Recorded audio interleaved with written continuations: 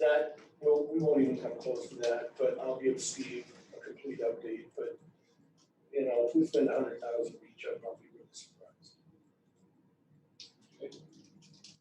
Anything we put in there will be offset with reimbursement. Yep. Right. All right. That's all I got. Mr. Chairman, Yes, sir. if I could, I got one question not really related to the budget. That article was in the paper last week about the vaccine supply, Yes, sir. and you were gonna have to dispose of some, like 5,000 or I'm whatever. 4,000 right now, a little less. We got it till the end of July, Oh, okay.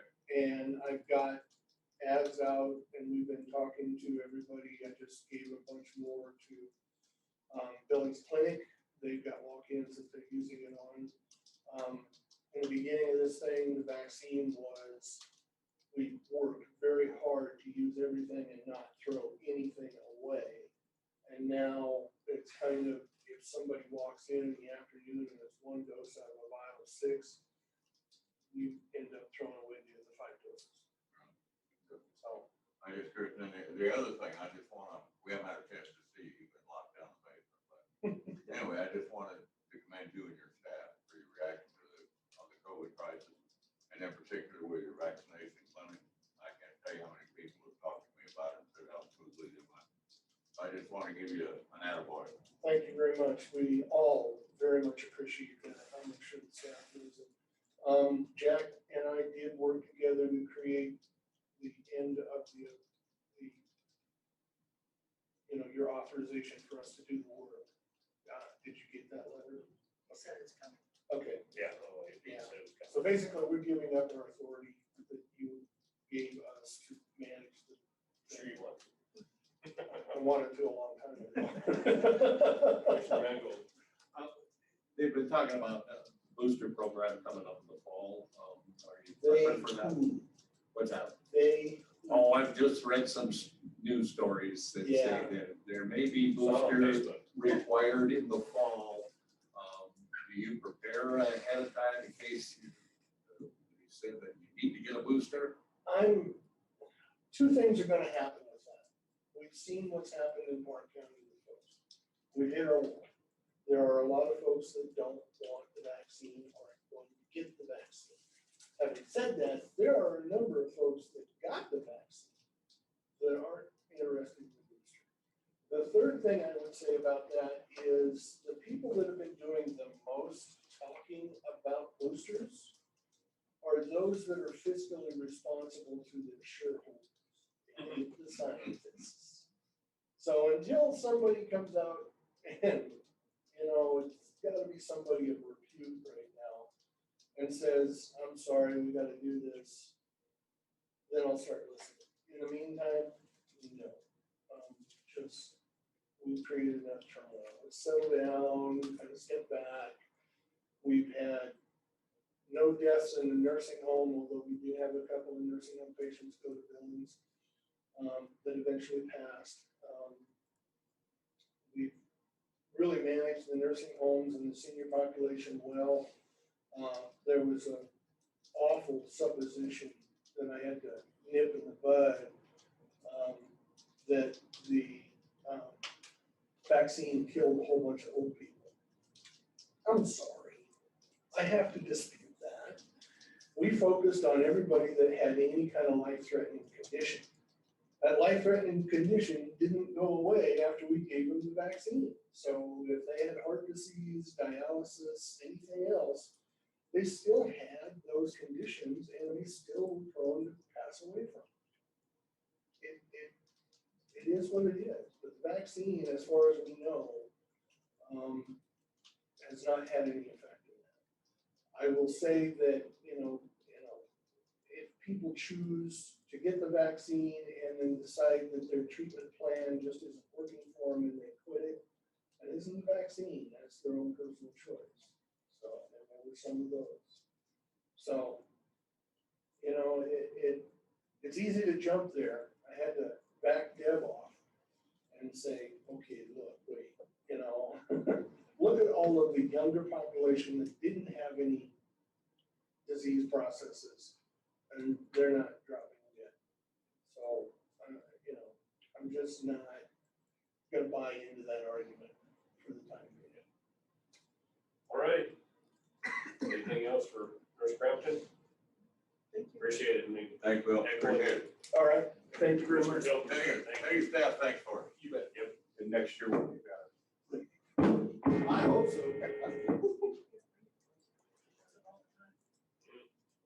Even if you bend it. Here, wait a minute, let me shut the town dock for a minute and then. Well, Scott touches, it's fine, maybe it's just me.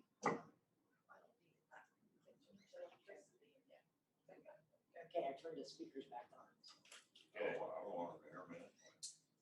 That was Well- well in the can, so. Move right along. First item on the agenda is the consent agenda. Mr. Chairman, I'll move we approve the consent agenda. Second. Moving seconded. Any further discussion? All those in favor? Motion carries. We have a public hearing at 9:45. Very important public hearing. This is to renew liquor licenses. One of the most important pieces of business this county will probably tackle in any time. Are you ready already? Oh, yeah, but we have. Yeah, we're running ahead of schedule, and so Ah, Are we gonna need to my overhead apologies. today? not until after lunch, so. How difficult is it to run overhead up Oh, yeah, I can and check it shut out. that projector? What? Are you struggling? I know, Yeah, kind of the interferes. background is like a refrigerator or several of them running in the background. Good morning, Hans. Good morning. How are you guys? Good. You can close that.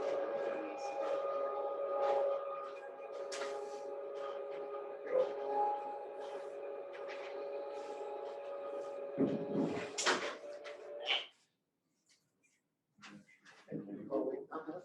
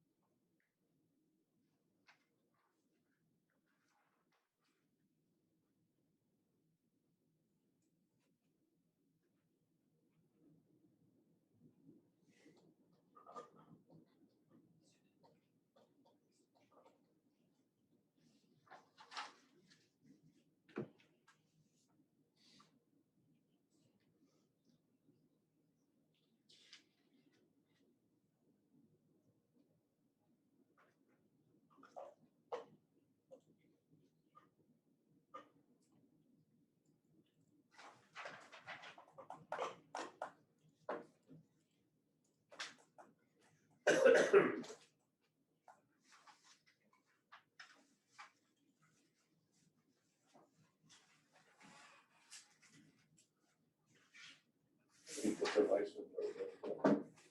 That's the dude that's in charge of liquor licenses. 24. So 21. We have 21. We have 21, right? We have 3 available. Yeah, I was actually bringing that up.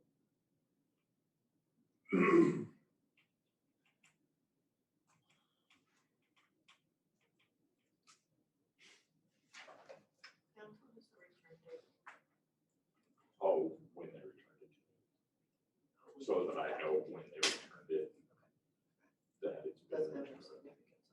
No, that's kind of my way of tracking.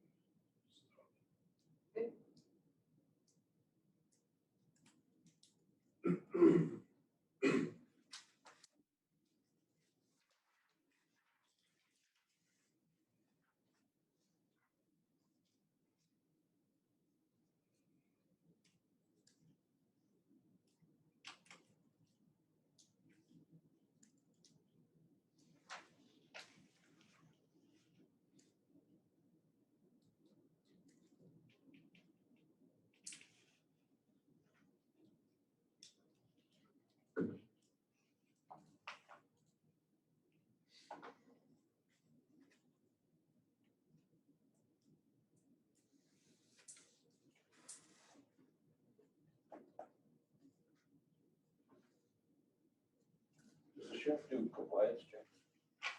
Pardon? Does the sheriff do compliance checks? Did we get a report on it? You ask, That's the sheriff. yeah, but you had, anytime a liquor license is transferred, I talked to him about it. I emailed him and said, "Do you have any problems with the transfer?" And I also sent him this list to let me know if there've been any issues.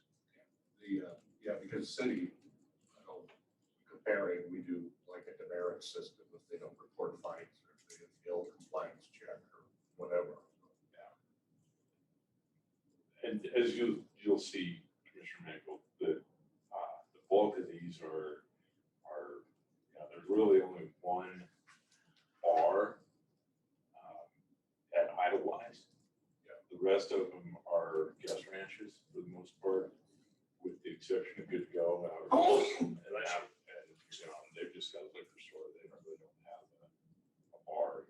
So those guest ranches, I mean, they're all family oriented. They're all family oriented and they're pretty mundane.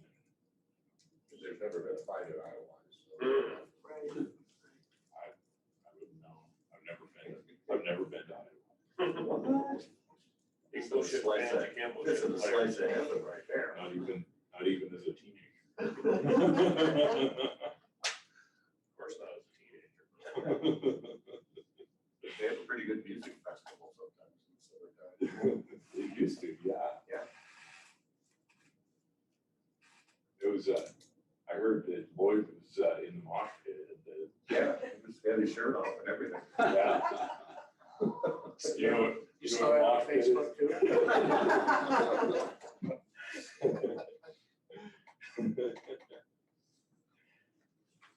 Well, seeing, I'm sure we're close enough to open the public hearing. If, well, the press is good with this. Did you ask before you started your meeting at 9:20? No, there's that little thing up there, at the top says all times are subject to change except for public hearings. All times subject to change. Heads up on that. Yeah, that was, I think that was Susan's responsibility. In the future, we will try to do so. You didn't miss nothing, we just talked to public health about the budget.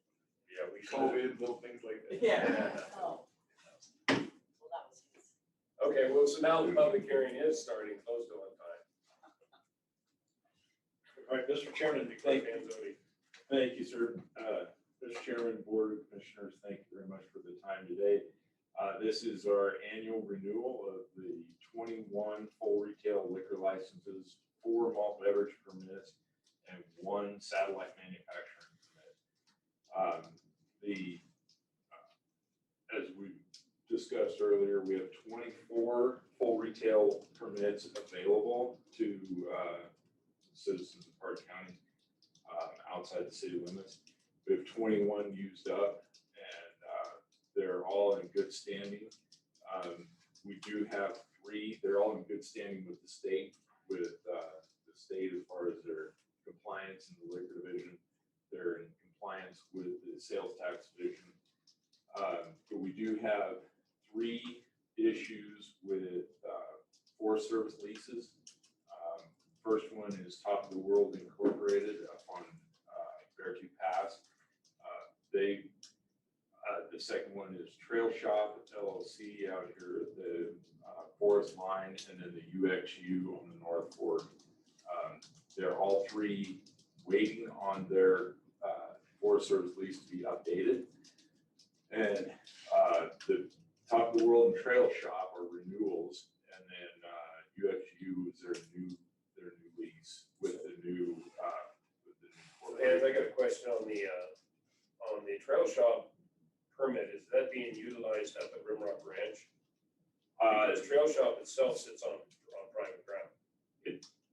The Trail Shop restaurant where the bar is at is technically on Forest It is Service. actually on the Forest Service, okay. It is technically on Okay. Forest Service. Yeah, and it's really an odd line right there because Wagler, Mountain View is not is what the trail shop is, right across the highway. A portion of the trail shop is private. I suspect it probably is, Okay. but technically where the license is, Oh, yeah. the license building is, forest. So, the Top of the World and Trail Shop are both, have been delayed due to the events of the last year. They're working on those. Trail Shop could have their lease today. Top of the World, we're waiting on theirs. And UXU is actually having an issue with their bridge. Yeah, there was an undisclosed issue with the bridge from the former owner. So the forest and UXU are now in talks about who actually owns the bridge and who actually needs to put the money into the bridge. So he's been in talks with the Forest Service. John Hoskin is the new owner at UXU 1929 LLC. He's been in talks with them. So he's hoping to have a lease in place very, very soon. They believe that we're still holding up his transfer license pending that lease as well. So are they currently today under a legal lease? It's just the renewal. When does the renewal take? no. So the trail shop, I spoke with Dee Fales yesterday on the phone. They would be under a current lease today. I just haven't gotten a copy of it. She and Gary have signed their lease. It went back to the forest for their counter signature. She's picking that up today. So if what she tells me is correct, then they would be under a current lease today. Until we see it, I'm going to recommend that we conditionally approve theirs as well. Same with Top of the World. It's in the works. The state recommends that we conditionally approve Top of the World, Trail Shop, and UXU 1929 LLC, pending their lease. Now, their current license goes through July 24th. So the new license would begin on July 25th. This is the reason that we do this so early. We do the hearing 30 days or so before the license is up for these kinds of circumstances. So, So that begs the question, Hans, if they have a current liquor license and they do not have a current Forest Service lease, is that liquor license in effect? the state has not said that it's not. Okay, I mean, it would be pretty, I'll stay away from what I want to say, but it wouldn't be good if they didn't, because it's the Forest Service that's holding the show up. Right. Because like Top of the World, their lease expired middle of, I believe it was like August of 20. And so it was right in the middle of everything that was going on in the shutdown, and everything was held up. Okay, so that's where we're at. Scott? So now I got a little confused there. So I was thinking if we approve these, it would be contingent on the Forest Service agreement. So the question that you asked, we wouldn't have a liquor license if it didn't have a Forest Service agreement, if that's the way the motion was made. Well, we're approving the renewal of the liquor license. With no contingent. No contingent upon them getting that's gonna be my suggestion, is that we Don't have a contingency. only have a contingency that they get the new, upon acceptance or the receipt of the license. So move forward. Yeah, Mr. Chairman, do any of the other liquor licenses sit on forest? And do any of those expire before 2024, and or if they were to lose it for any of their lease restrictions?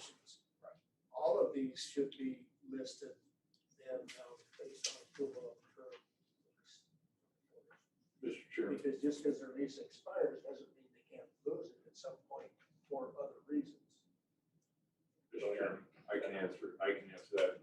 Commissioner Thiel, so we check their lease to make sure that it's good through the term of the current license or the renewal license. We had an issue 2 years ago with the Powell Golf Club. That's another one that would have a barn. The Powell Golf Club didn't have a lease with the city that would go all the way through the term of that license. We had to have them go back to the city of Powell and get a new lease agreement that would carry it out through the term of the liquor license. Since that time, the Powell Golf Club has gotten the city to extend that lease term based on their license. And so with all the Forest Service leases, we take a look in our office, and the state also takes a look at their application, because I have to send their lease along with the application to be vetted by the state. So the state and our office both are looking at those lease terms to make sure that they go out through the end. Go ahead. My point is that they could still lose their lease for other reasons. And we may want to consider renewing these contingent on active leases with whoever, because it may be an EQ issue or something they may lose. And so do they still have a current liquor license, but they don't have an active lease? They can lose their lease regardless of the liquor license. Mr. Chairman. Commissioner Thiel. So in that case, we would actually probably have a hearing here and hold that license until they came into compliance. The state could actually suspend their license as well, or suspend their account so they couldn't order, and then suspend their account with the distributors, the local distributors as well. So in that scenario, if you lose your Forest Service permit, you no longer can do business on Forest Service, so you would no longer be able to be valid to hold a valid liquor license. So it would take care of itself, basically. I guess the question I have is then how do we have a situation where top of the world where their license expired in August 20 and then it was expired while their liquor license was still in effect? I think that was an oversight by me and the state, honestly. All right, so you're addressing that on the going forward. All right. I'd like to bring up one more thing, Mr. Chairman, if I could, for Commissioner Mangold's sake. You'll see on the right-hand side of the spreadsheet there where it has guest ranch designation. So several of these guest ranches, they like to have that designation so that they can have, this designation gives them the opportunity to retail beer and alcohol at a location still on their property, on their premises, but outside their building. So they could have a chuck wagon dinner, a bonfire down by the river or something like that, and they could have a cooler of beer down there and sell that. So that guest ranch designation is important to those folks so that they can carry on their business, still on their premise, but outside their license. I had a question about the satellite manufacturing permit. Is there a serving work area or a tap room in that location then too? Mr. Chairman, Commissioner Mangold, no, there's not. They're working on getting a tap room, serving room in town in the city of Cody. So that would be outside our purview. Okay. This being a public hearing, do you have any public comments? Leo, Susan. I'll move, we close the public hearing. Second to close public hearing. Further discussion? All those in favor? Aye. Motion carries. Mr. Chairman, I would make a motion that we approve the retail liquor licenses, the town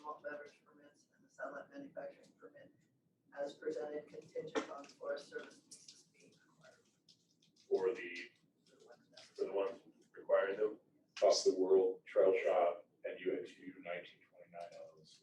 Second. Moved and seconded. Is there further discussion? All those in favor? Motion carries. Thank you, Mr. Chairman. Thank you, Board. All I right. will have those places printed up and up here to sign, for you to sign before you leave. Great. Are you getting anxious, Hannah? 30 days. Yes.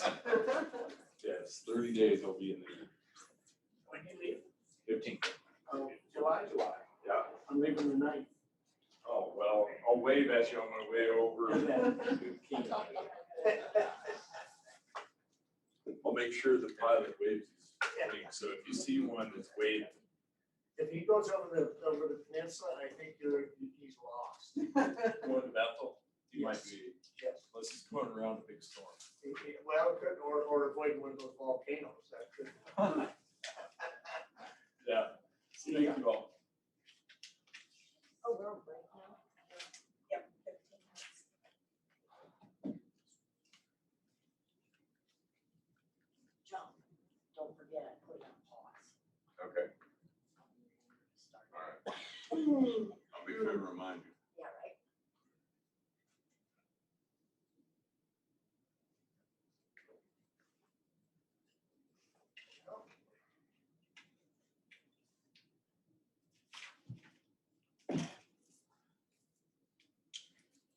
How's it going, gentlemen? Good.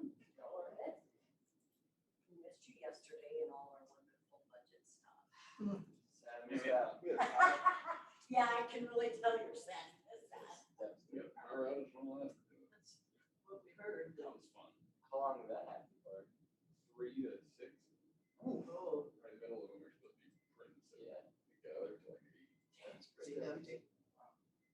We had power hours last night. At some point, I was sleeping, so I don't know. Not at my house, but I'm out of town. Yeah, but it was weird because it wasn't windy or nothing. So. Those darn raccoons. Yep. How was those the squirrels? Yeah. You know, we've been in our house for probably about 40 years this summer. And 2 weeks ago was the first time I've ever seen a squirrel on our fence.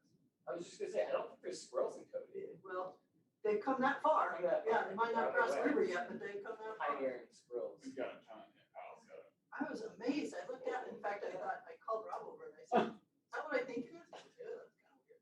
That's it. Oh, that's funny. Yeah, Well, well, you guys wonder have to- how- Have the deer, and we haven't had any Oh, deer. really? We see deer in Kyle's a big deal. It's like, whoa, that's weird. And I have 4 of them sleep, Right. 4 bucks this morning under my pine tree sleeping. Right. Well, I think I got 4 squirrels sleeping in my pine tree. big boy. I hate fucking the deer though. They get so bedded down. I don't even want to walk out to the mailbox because then they have to stand up, get scared, and then they gotta go back and lay down. Guys, you've seen me for years. Town deer here in Cody is not. They don't care. It's disgusting.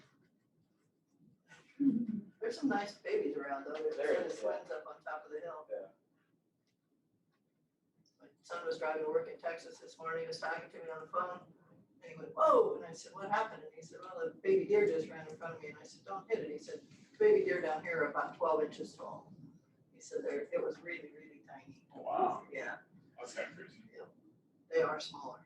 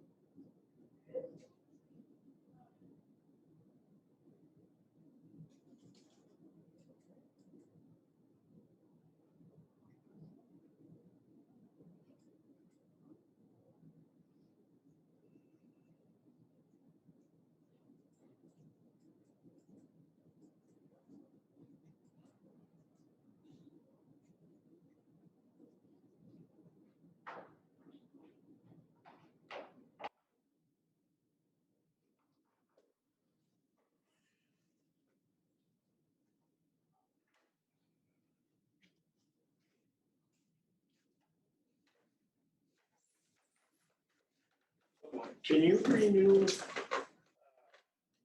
a damn subscription? Or do I, cause I never get to town and I always forget. Yeah. Can you do that for me? Probably. Yeah. How much is it a year? 50. You can do it online too.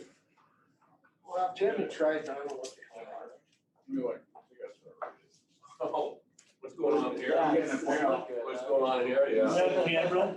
Get a story about, all right. It's good. Let me Take- show you. Completely take this out of context. I did, Let's just say Lloyd just saved the county $5 million. all right. Well, your subscription's not. If you can be bought that cheap, CJ. I know. You made us think of what you could have been buying. Yeah. $50 is You gonna could be. be governor by now. That's right. Couple $100.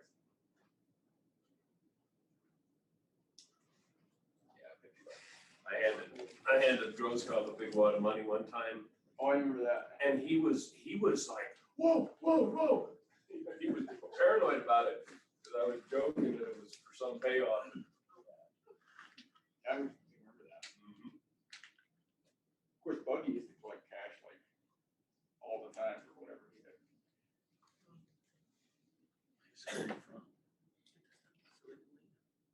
Once Lloyd doesn't get his subscription renewed, you'll know that it's corrupt. Amazed that they changed it to enter now, I have to put in, instead of just the password, I've got to enter my whole email address and everything to look at it on my phone. Happened about 2 months ago, 3 months Okay. ago, Every time? every time. Drives me nuts. Mine saves it. Mine saves it, and I just, Mine did too, up until about 2 months ago. I haven't had to log in in like 3 years. Like ridiculous stuff. come on, Lloyd. Like, I don't know what's, What happened to mine? I don't know. It's Jossie. Hey, Yeah, we was joking at the office, cause like the back end, like I haven't had to log in for like 3 years. It's like, that's real. That's scary.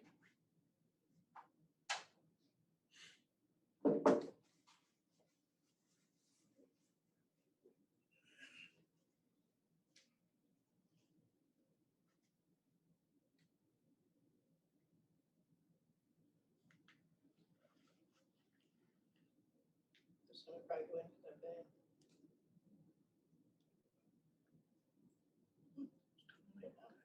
Oh, yeah. Put everything in. Won't let me otherwise. It's really weird. Okay. Huh. Oh, that's just me. Yeah, yeah, like I'm still like. I would tell your phone to save it too. You can do that. You know, have your phone save your password at the bottom. So especially if it's something like low key like that, save it. Better than nothing. Okay. But yeah, I don't know why it's making you. Huh.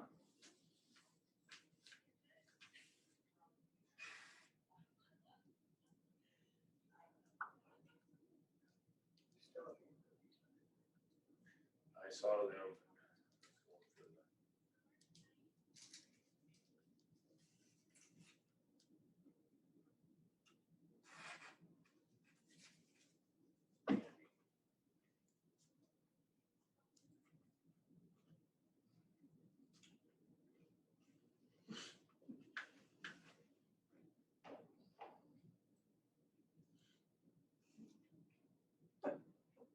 From who?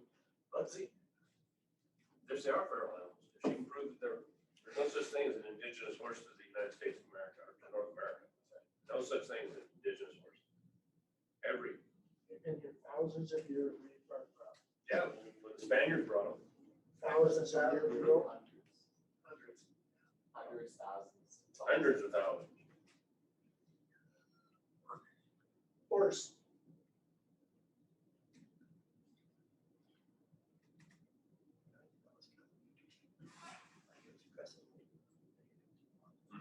Yep. I told you. Good. It was Joe's idea. Right.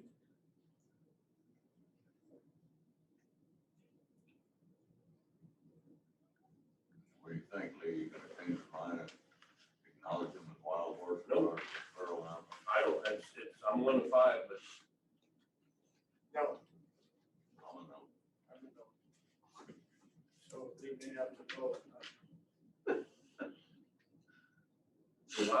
Wild free roaming horse number also wild. I need to see if wild is our decline. Well, I mean, a pig's wild is running around in the woods, but they still call it a feral pig. That's right. Cats are the same way, house cats. Yeah. Everything else. They're feral cats. Feral cats. I suspect they've been around for thousands of years. The Egyptians brought them over. Oh, did they? How the hell they Egyptian? No, when the Incas. Oh, Make that shit up, Joe. boy, I kind of figured you were. Sounds good. Sounded good.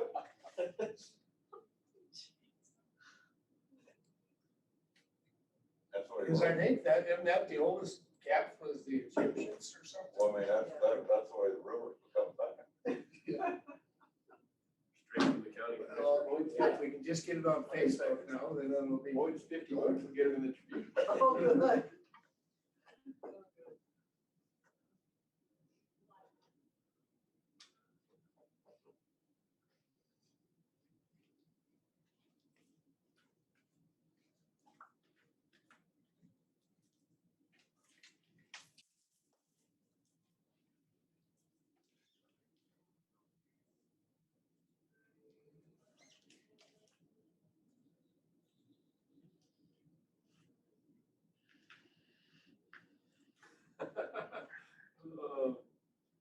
That's the full letter. Yep.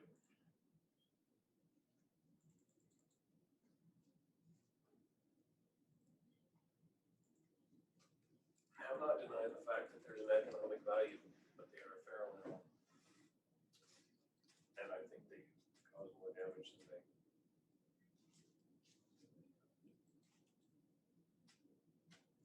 Bring to them. That's. Or wait for Leo's story to come out, my email to explode. Yeah, crap.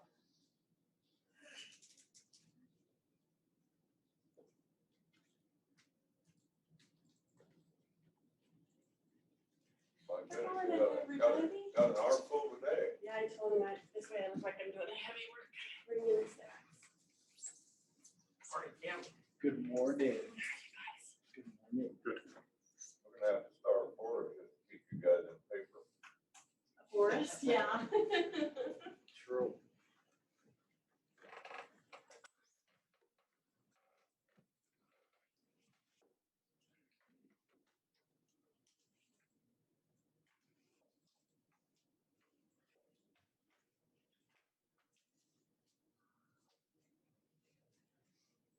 We're not talking budget numbers.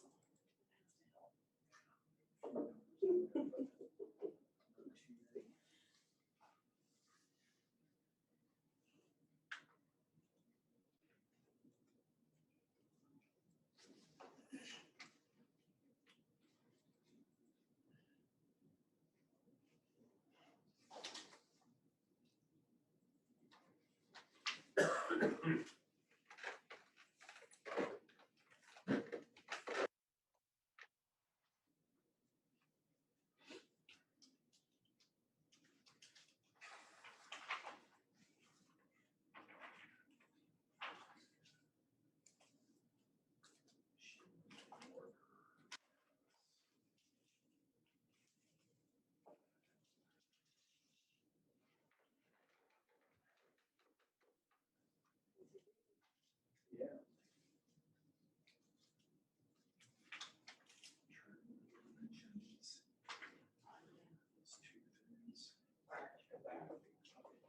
Well, we got a public hearing tonight. I think they want to be good addition.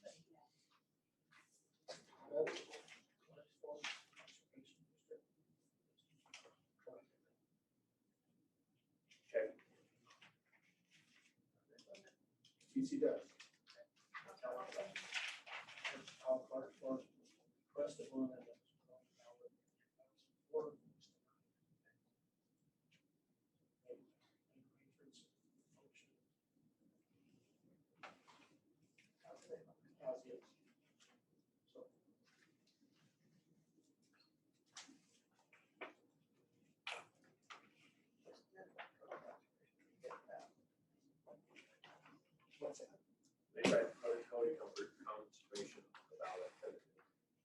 Yeah, no. Don't worry about it, I'm just bringing up the fact that special funding. Oh, they were talking about.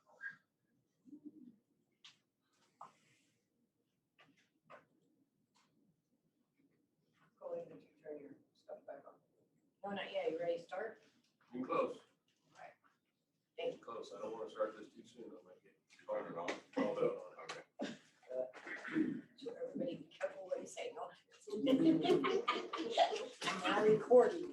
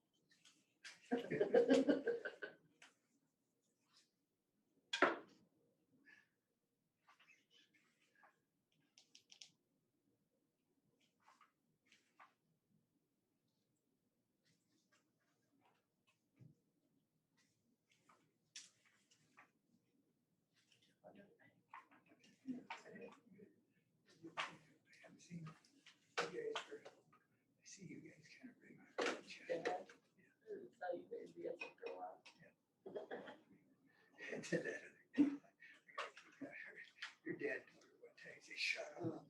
That's what Jeff said?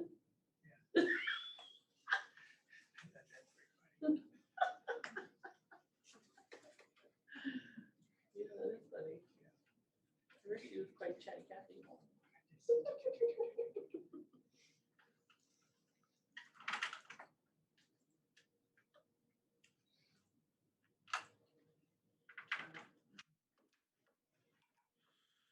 All right, folks.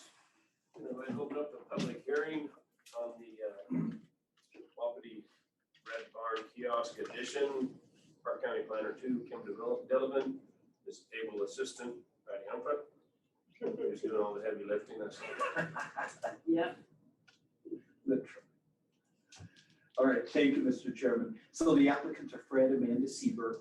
This property is in the GR5 zoning district. The planning area is North Fork. And we did receive an application from the applicants on March 11th of this year, including drawings, the city map, type of activity, and their take on impact on adjacent properties, if any. The requested action is, of course, to approve the special use permit, which will allow expansion of a pre-existing special use by the addition of a food kiosk or food truck for use on, to sell soft ice cream, snow cones, snack foods, hot dogs, sandwiches, possibly coffee. Hours will be Monday through Sunday, 9 a.m. to 8 p.m.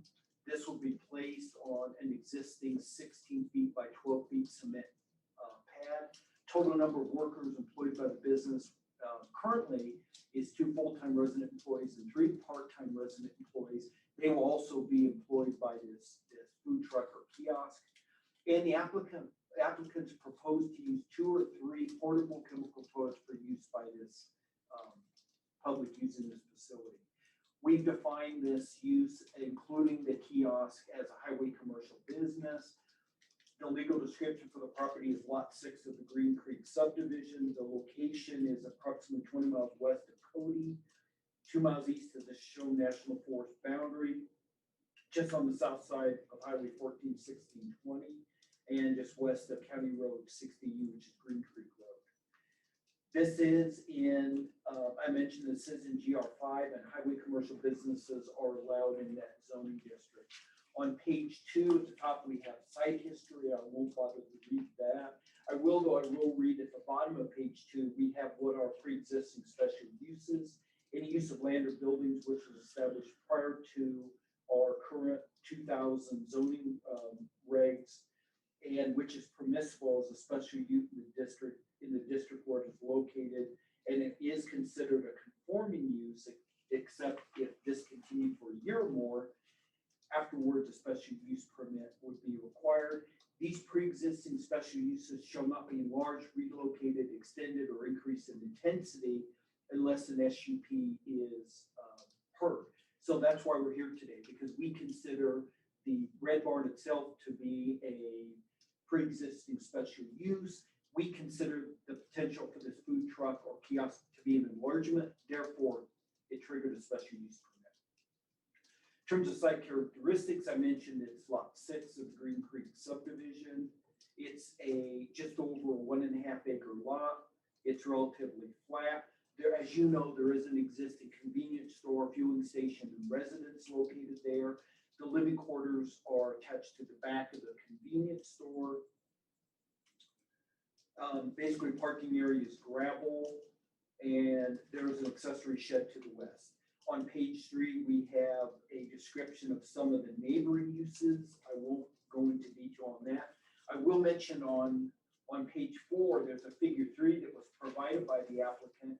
It shows a drawing of the location. You see where the store is, kind of the bottom center of that page. Just to the left of that is a concrete pad. So should this be approved, that's where that food truck or kiosk will be located. And in red, they have highlighted parking. And later on, we'll talk about this, but we looked at parking and we just looked at automobiles. And one of our tasks is to address parking.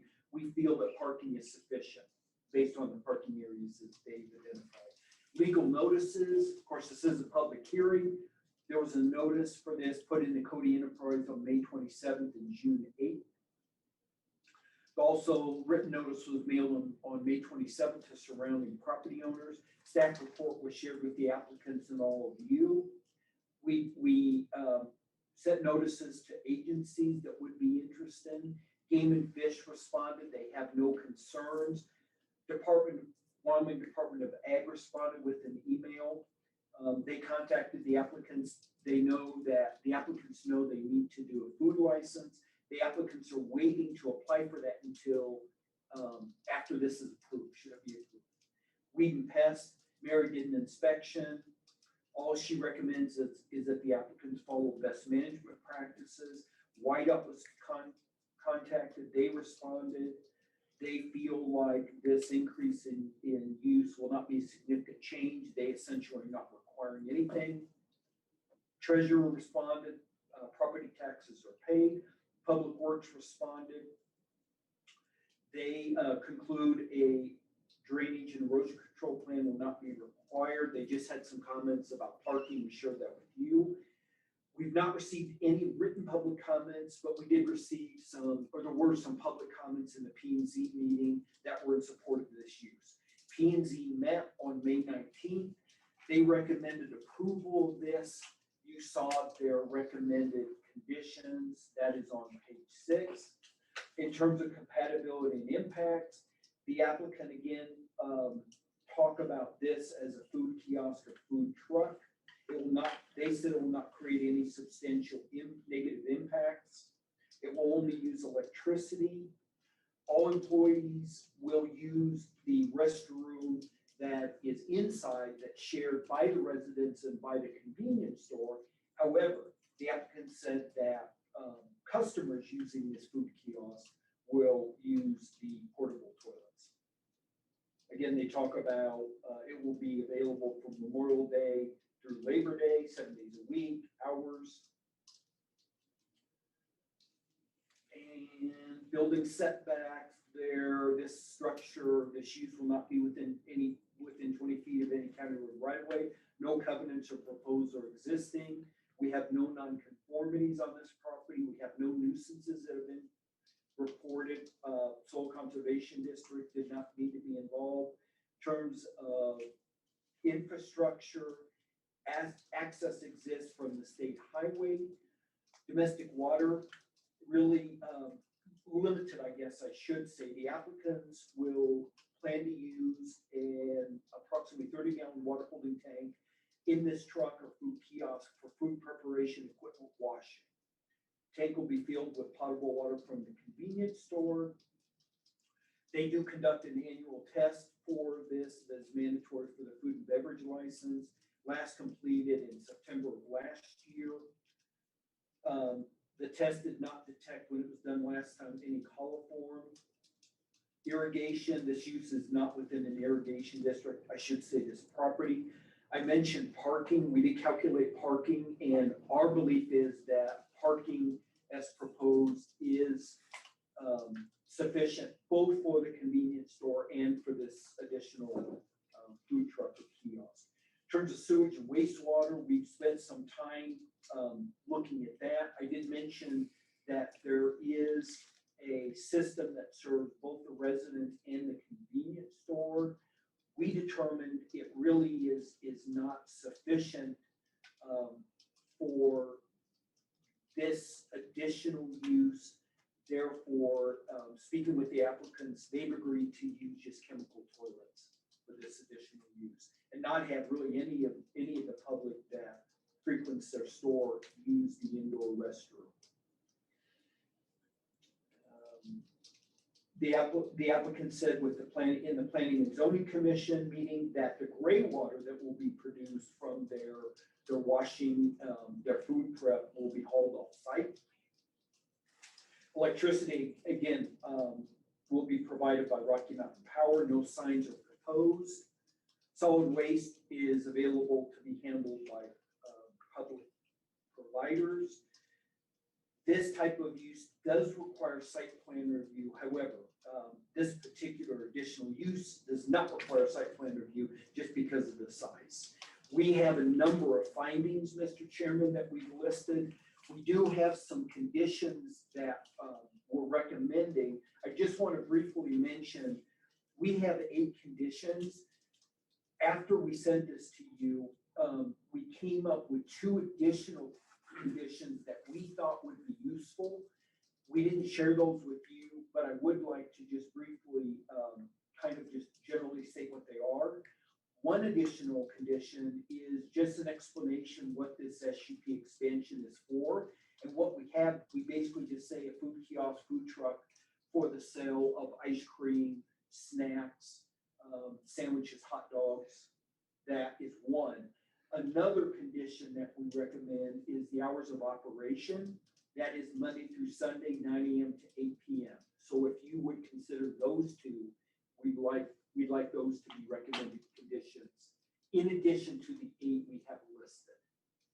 Again, one is just the hours of operation in the day, and another was just what this SUP is for, food truck, kiosk, and what they're selling. And we're happy to answer any questions. I guess I do. The applicant, did you share with the applicant your proposed hours? I believe those proposed hours are the same hours that Okay, are listed in the staff. Just want to make sure. Yeah, should they be in favor of it? Yes, sir. I'm just curious, and I don't think it's a big point, but they're not allowed to, the gray water from the food truck is not allowed to go into their septic system, right? Correct. Okay, and they got a 30-gallon water tank and a 10-gallon waste tank. They're gonna be hauling gray water all day, so I don't understand how that's gonna work. Well, you know, they said at P&Z that they would dispose of the gray water appropriately. If they have concerns, we could probably work with them. I guess at this point, I'm not confident saying just dump the gray water on the ground because I'm not sure how much it would be and what would be in it. But we could discuss that with them if they're willing to, and maybe run it by DEQ. Okay. Way to dispose of that gray water. It wasn't a big deal, I just was curious how all of that was gonna work. Yeah, it's a good question, Commissioner Tilden. Any further questions for staff? Public hearing, public comments. Mr. Campbell, go ahead and state your name. I already know who you are, but just for the record. My name is Phil Campbell. And I know some of you, know of some of you. And I used to be a small businessman myself when I was productive once. And I feel like I've just wasted 20 minutes of my life. How many of you guys have had to deal with government taking your time away from your job? What these people are proposing is something that's not hardly gonna change. They're gonna sell ice cream a little bit different than they were selling before. We're spending hours. They're already spent hundreds of dollars. They're gonna spend more dollars, time, energy, and you guys. To what, we're worried about gray water? You think these guys are gonna hurt their business? I mean, you guys know how it is. You shoot yourself in the foot, who pays it? Who pays for it? It's you guys. I mean, it's a small business person. I'm saying the same thing with you guys. I wanna read you something. I just saw this morning. And I thought that we ought to put this in the record. And I would ask you guys one other thing too. How much are you helping small business? How much are you hindering small business? What is your job? Is your job not to promote the businessman, the citizens of Park County? This business that we're hearing here, we're worried about parking. They've been there 50 years. We're worried about encroachment on the highway. Heard that before. We're worried about irrigation water. Are you kidding me? They wish they had the water to worry about. You know, it goes on and on and on. I mean, we're looking for a problem. Is the way I see it. We're wasting lots of time, lots of money. I think planning and zoning, you guys are hurting for money, the county, us, we're hurting for money. One way to do it is cut their budget in half. So they wouldn't have time for these shenanigans to be chasing people around, keeping them from work. We are kind of running short on time. Okay, let me read this, then I'll be quiet. This here's Thomas Jefferson. He said this way back when, I predict future happiness for Americans if they can prevent the government from wasting the labors of the people under the pretense of taking care of them. That was, I don't know how, that was a long time ago. Agreed. All right, thank you, Joe. Any further? Yes, I have something to say. I'm Tamara Young, and I live next door to the Red Barn, have for my entire life. And I can tell you from personal experience that the Red Barn store is absolutely vital to the North Fork. They provide us with gasoline, food, everything we need all winter long. We all know how hard it is to make a living with a tourist trade. So if you make it hard on them through all these regulations, making them go through this kind of process for every little thing that they try and expand their business with, they will end up selling and leaving. And we will end up with someone who has money for lawyers, engineers, somebody corporate. We'll end up with a 7-Eleven or something like that up there, and they'll close down in the winter because there's no business. And so the unintended consequences of running them through this whole process over, I agree, over little things like this. To me, it should never have even been brought up. They should just have been allowed. I will interject there. There's a reason that we have the regulations, and it has to do with the folks that were elected here years ago. Right? I didn't make these regulations. Yes, I agree. I'm trying to make it as easy as possible, and I believe these commissioners would make it as easy as possible. I agree with that too. These regulations were put into place by some folks who thought they needed to be put in place. At the time when we feel that we get people here that feel they don't need to be put in place, then they'll change. They were put in place by folks a long time ago. Yes, yes, So I know, and I don't agree. think we're trying to impede their ability to do business. I guarantee you there's not a commissioner sitting up here that's trying to impede anyone's ability to do business. Trust me on that. Okay, I agree, and I assume that of all of you, and I think the main thing I want to say is that I don't think you know what it is like to go through the process. I just did, you know this, and I just want to tell you that your planning and zoning director and your planning and zoning committee are the ones that make it super hard. I had every roadblock imaginable thrown in front of me. It took me 2 years to go through the process. Okay, we're talking about their permit, their Yes. process right here. Okay, And but they did I'm too. sorry, we are short Okay, on time. so I just want to tell you, these two were great, but the others are not. They make it very difficult. They just told me no. They have told them no.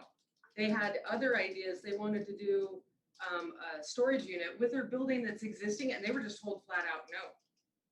It never makes it to you guys. You don't know that you're being left out of these decisions. So I just want to tell you that, okay? Thank you. Thanks. Any further public comment? Mr. Chairman, so it's good. You gonna stick with the name Lofty Wiener then, Brent, or? That was. They tried that once. They had a words on the back of it. Move to close public hearing, do I hear a second? Second. Move and second to close public hearing, further discussion. All those in favor? Aye. What's the board's pleasure? Mr. Chairman, I move to approve Barbie Red Barn kiosk edition SUP 217 as written with conditions. Second. Move and seconded, further discussion. And Mr. Chairman, and the two additional conditions. I'd like to, that's what we're short on time. I think that's set in the applicant's request. Yes. Okay. All those in favor? Aye. Motion carries. Thank you. Thank you, Commissioners. Thank you, guys. All right, Phil, thanks. All right. Pardon? Yeah, 20. the folks that are concerned about Tammy and Phil, we're gonna have them reviewing the land use plan. It's coming up, watch. We'll want, Thanks, sir. Yeah. we want folks to be bringing ideas forward. Yeah. And I want to tell you guys too, one other thing that I didn't say before, thanks. for listening. I know you do. It's a pain in the We agree. Okay, next up, I'm gonna open up the public hearing for the Country Road Minor Subdivision 51 sketch plan review. Thank you, Mr. Chairman. So the applicants are Jason and Jamie Bunker. This property is in the GRP zoning district. The planning area is Codified Rural. We did receive an application from the applicants on March 30th of this year, including the things you have listed, that are listed here, top page 1, including notice of intent to subdivide. We did receive a sketch plan. The revised sketch plan is in figure 1. The applicants request approval of the sketch plan. It will be a 3-lot subdivision, 2 5-acre lots and 1 6.84-acre lots, all for residential use. I mentioned the sketch plan. It's in figure 1, which is on page 3. Location is shown in figure 2, relative also to Ralston and Powell. It's approximately 5 miles southwest of Ralston and just over 2.5 miles northwest of Highway 14A. This property is on the north side of County Road 19. I mentioned this is in GRP. These lot sizes are consistent with that zoning district. Neighboring land uses are shown in figure 3. Primarily agriculture is around this. There's some residential and some residential vacant property. There are simple subdivisions within a half mile and a major subdivision within a half mile to the southeast. And also in figure 4, Mr. Chairman, you see a topography map. This property is essentially fairly flat. Right now, it's mostly in egg production. There is a residence towards the south end of this current property. This property is not within a mile of the municipality, so that review is not required. Notice of intent was published March 23rd, March 30th in the Cody Enterprise. Advertising this meeting was in the Powell Tribune. That occurred on May 27th and June 8th. We sent notices to neighboring landowners on May 27th. We sent notices to agencies, both those that are required and those that we thought would have an interest. Park County Fire District, they responded. They can provide fire protection. The school district, Park County 1 responded. They have school bus stops all along Road 19. They can provide bus service. TCT responded a couple times. They said they can provide internet and phone service, and they have wireless service in this area. Postal Service said they will be able to deliver mail once addresses are determined and mailboxes put in. Garland Light and Power, this is in their service territory, they said, and they can provide service. Weed and Pest, Mary did an initial inspection, found Canada thistle. However, because of Centu, I believe, because it's currently in egg production, she will not require a weed plan. Black Hills Energy, they do have gas service in the area and they can provide service. Also propane is available. Heart Mountain Irrigation District, they responded. They have reviewed the water rights distribution plan and they approved it. And I've just mentioned, I know you had a chance to read this, Mr. Chairman. This is on the middle of page 7. In the P&Z meeting, There was some discussion about drains, underground drains on the property. Hart Mountain said there are drains close to this property, but evidently no underground drains on the property. And again, Hart Mountain has approved the water distribution plan. Property taxes are paid in full. Game and Fish responded. They have no specific concerns with this subdivision. They do have concerns with the cumulative effect of subdivisions, and they stated the effect on mule deer. Public Works responded. These lots will have access from County Road 19. This will not substantially increase traffic, and Public Works said a erosion control plan is not required. Powell Clarksburg Conservation District, of course, they're required to submit a soils report. They did, but unfortunately, they submitted a report for the property just south of this property. So that item is still outstanding, in our opinion. There were, there's been no public comments no written public comments that have been received. There were some comments at P&Z. If I remember correctly, they were essentially about potential for high groundwater drainage. That was at P&Z. P&Z reviewed this on May 19th. They recommended approval. They had some conditions. Number 3 was water analysis for total coliform. That was a condition. The reason for that is the first water sample was received frozen, so the analysis for total coliform could not be done. So the applicants did another sample. That sample found coliform, so I believe the applicants are planning to do a third test. Of course, as you know, they don't have to do that, but if they did, we recommend some kind of note being placed on the final plat talking about high coliform. And again, we highlighted number 4 because a soils report was provided, but it was for the wrong property. There was a pre-app meeting that occurred on December 2nd of last year. The application, submittal requirements, fees have been paid, title report has been received, no roads are proposed for this subdivision. Solid waste disposal will be available from private companies. I should mention before, I already talked about electricity from Garland and gas from Black Hills.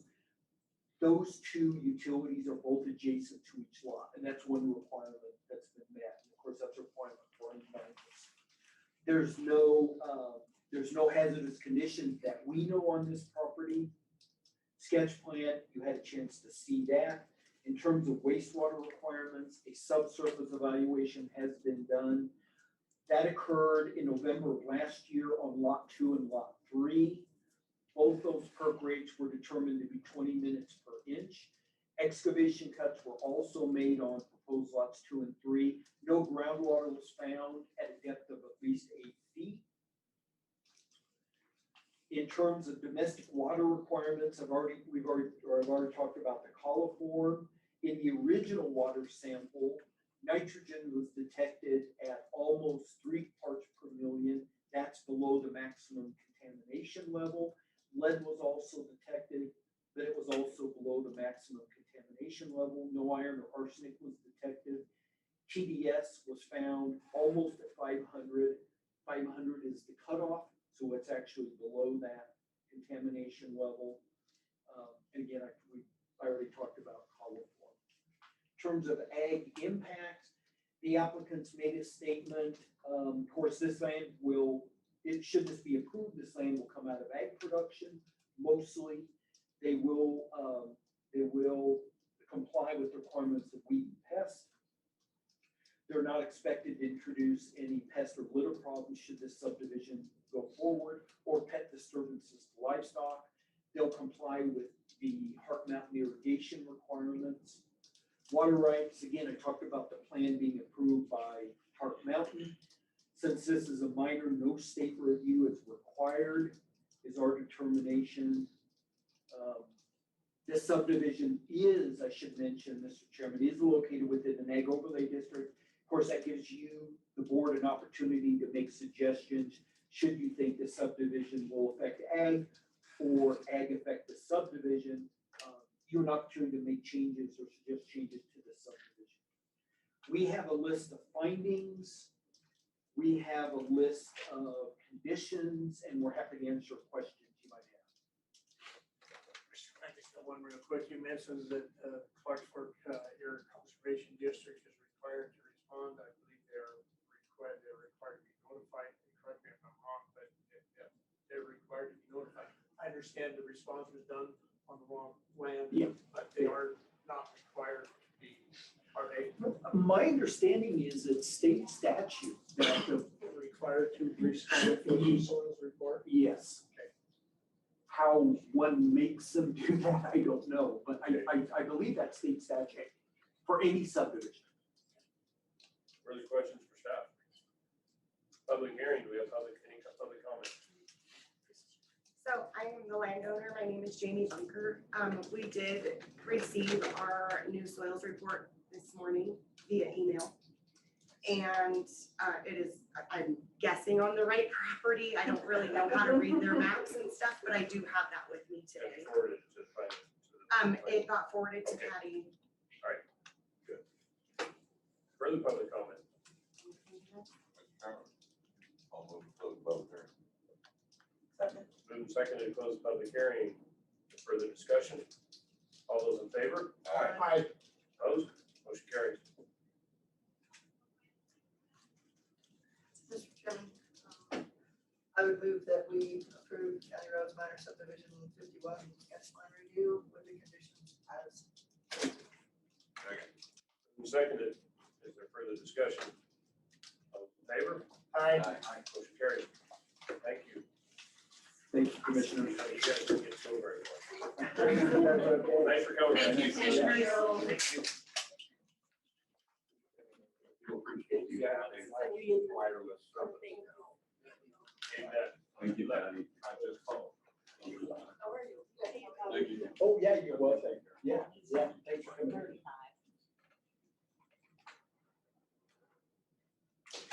All right. Rolling right along into our next public hearing. Our County Planning Director, Planning and Zoning Director 2, Kim Dillon, Kiskin Minor Subdivision 52 Sketch Plan Review. All right, thank you, Mr. Chairman. So the applicant is Mark Kisgan. This property is in the GR20 zoning district. The planning area is Clark. We did receive an application from the applicant on April 6th of this year, including the things listed here, including a sketch plan. That's, you saw that in figure 1, and a copy of the notice of intent to subdivide. The applicant requests approval of this sketch plan. It will be for a 2-lot minor subdivision. Each lot will be just slightly over 20 acres in size. They'll be for residential use. And I should mention that even though this is 2 lots, we've classified this as a minor subdivision because this parcel was created as an exempt remainder when the Riker simple subdivision was created in 2005. Therefore, should this subdivision be approved, the total number of lots from the tract of record will be 3. We're required to count all those lots. Therefore, it makes this a minor subdivision. The location is shown in figure 2. Obviously, it's in Clark. It's just south of County Road 8BE and just west of County Road 8WC. The land currently has an address of 168 Road 8BE. And on page 2, you see a copy of the sketch plan. Neighboring land uses, we have that shown in figure 3. Neighboring land uses primarily residential to the northwest and south. The east subdivision boundary is in ag uses. There is the Beartooth Valley subdivision, which is to the north and kind of northeast, 24 lots. So there is a subdivision in the area. And as I mentioned, the Riker Simple, that is to the west of this. This current site is vacant, primarily vacant. There are some buildings on the west side, non-irrigated land. It's currently in sagebrush and native grasses. And you can see in figure 4 that the topography is relatively flat. There is some, I guess I'd say, rolling to it.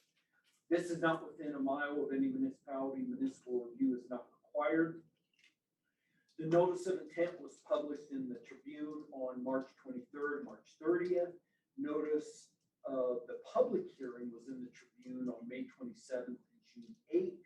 We sent the notice to neighboring property owners on May 26th. Again, we notified the agencies were required to, additional ones, agencies we thought would be of interest. Weed and Pest, Mary conducted initial inspection, found the presence of noxious weeds. A long-term noxious weed control plan will be required. We've not received that approved plan yet, so that's still in the works. Originally, we contacted the Fire Protection District number 2. They had us contact the Fire District number 4, which is the Clark Volunteer Fire District. We did receive notice from Nate Hopper. He said that the Clark Fire Department would be able to respond to any fire emergency. Postal Service responded. They will be able to provide service. Beartooth Electric is the service provider there. They currently provide service to the buildings located on the property. I think it's lot 1. Yeah, proposed lot 1. And so electricity is adjacent to each lot and service will be able to be provided. Park County School District 1 said they could provide bus service for any students. Powell Clarksville Conservation District, they provided a soils report and summarization letter. We shared that with you. Treasurer said property taxes are paid in full. Game and Fish responded, no specific concerns with the subdivision, concerns with the number of subdivisions being proposed. Public Works responded, they confirmed access is available, currently exists to roads 8BE and 8WC. And they also said a drainage and erosion control plan not required. TCT responded, they don't have any service in the area. I will mention though that the applicant did say that cellular service is available in the area. We did receive one public comment that occurred actually before the P&Z meeting. We shared that with you. The person opposed this subdivision.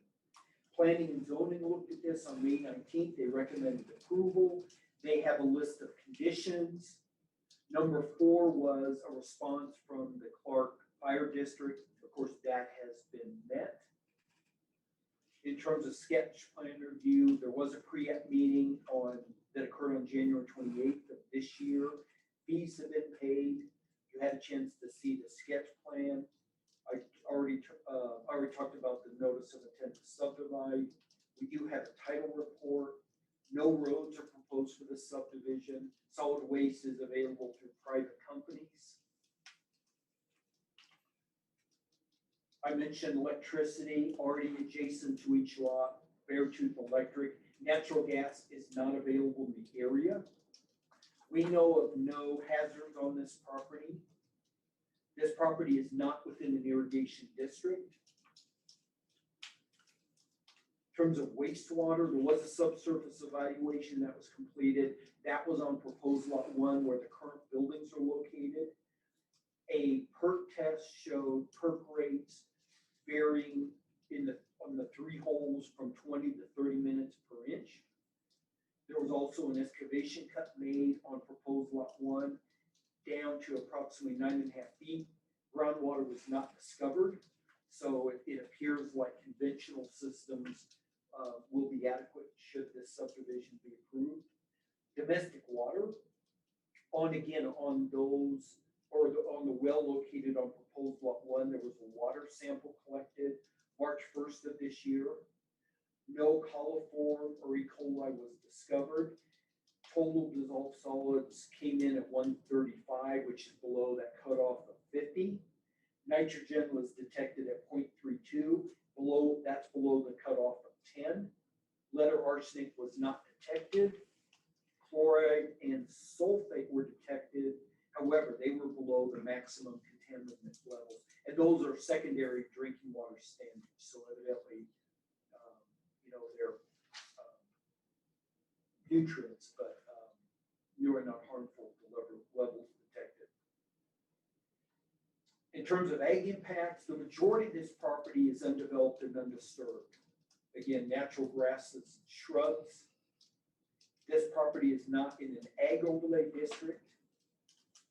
In terms of water rights, I did mention this property is not in an irrigation district. There's no stream or river in the property. State review in terms of irrigation, our conclusion is not required. And this property is not located within any overlay district. Mr. Chairman, we have a list of findings and we have a list of proposed conditions, and we're happy to answer questions you might have. Any questions for staff? From staff? For staff, from us? Get that straight. Okay, public hearing. Are there any public comments? No public comments. Mr. Chairman, I move to close public. Moving second to close public hearing. All those in favor? Motion carried. Mr. Chairman, Teal. I move to approve Kiskin Minor Subdivision 52. Sketch plan.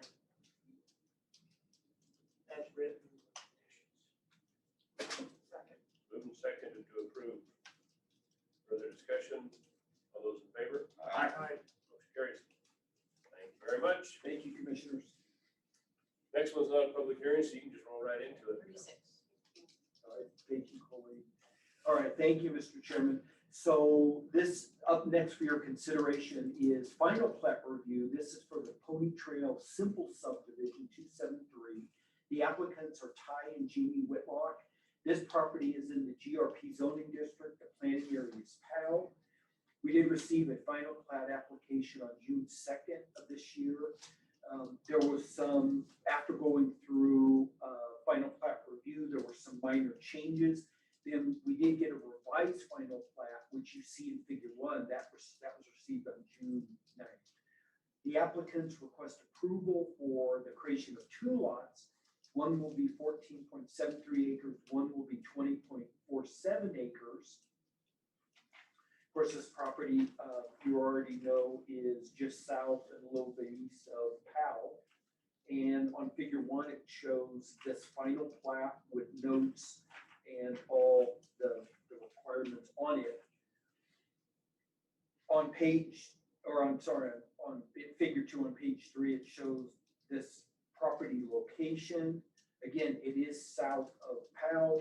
It's just west or just east of some existing subdivisions. It is on the end of Pony Trail, and it's almost a half mile north of State Highway 295. I mentioned this is in GRP. The lot sizes proposed are consistent with that zoning district. Neighboring land uses, those are shown in figure 3. This property is primarily surrounded by agriculture uses. As I mentioned, there are subdivisions just to the west. The Shoshone River borders this property on the north. In terms of site characteristics, most of this property is relatively flat. However, the very northern portion of this slopes down to the river. Proposed lot 1 currently has a residence and outbuildings, and the remainder of the property is in egg production, mostly irrigated land. In terms of municipal review, this property is not within a mile of Powell, so municipal review is not required. Figure 4 shows the topography. Of course, as you know, this is final plat, public hearing not required. We've not received any public comments. Planning and zoning looked at this on May 19th. They recommended approval. They had some recommended conditions. I'll mention a couple of those. One was the long-term noxious weed management plan. That has been met. That plan has been approved. One was, I'll just mention briefly, the requirements of the Willwood Irrigation District. They wanted to see a 50-foot easement going up through the center of the property, and they wanted to see a water master site. Number 4 was a note on the final plat talking about the map floodplain. That condition has been met. Another condition was Wyoming Right to Farm and Ranch Act. That's on the final plat. And also number 6 was that the seller does not warrant to any purchaser any access to any, or flow of any stream or water, that's on the final plat. Plat review committee looked at this on June 7th. I mentioned then we received a corrected final plat on June 9th. All the submissions for final plat review have been met. We have a state final plat finding of facts. We have a list of those. We have 3 conditions we're recommending, and we are happy to answer any questions you might have.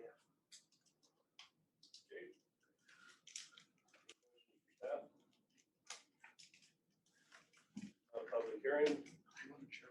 What's the desire on pleasure for?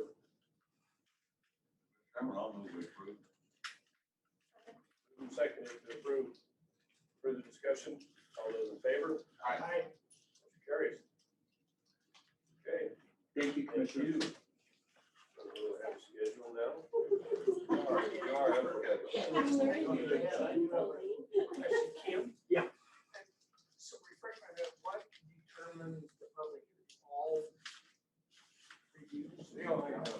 So final plats never have a public hearing. Preliminary, I mean, it says sketch plan reviews or field meetings. Does every simple subdivision, minor subdivision require a public hearing?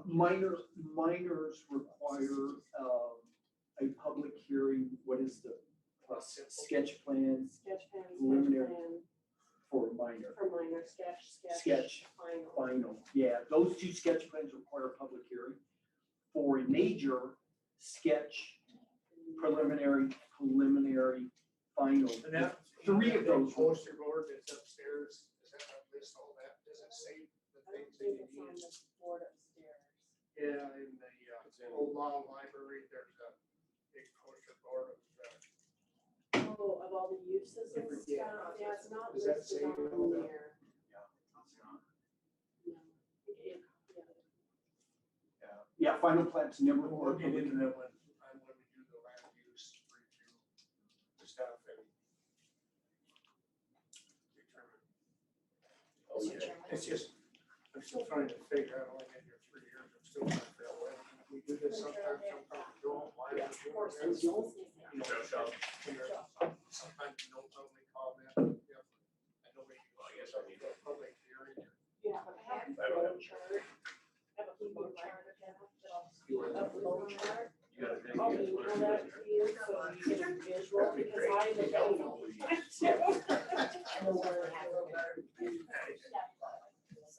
Thanks, Kim. Yeah, you're welcome. How are you?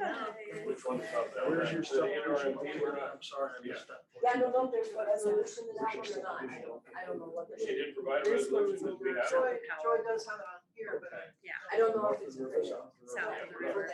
Yeah, down on Pony. Not yet. Okay. Trail. Okay, perfect. I just. 299. Yeah, Yeah, there's a house on one of the lots and the rest of it. Yes. Hey, good morning. Yeah. I just want to sound nice and involved with that. I'm not, yeah. Let's see. Yo, hey, what did you do to yourself? It's a Yeah. 3rd-degree burn. Fred's still around. The X-ray produced evidence that calcaneus, Well, I mean, if we'd had a little bit more time. like that. large, Well,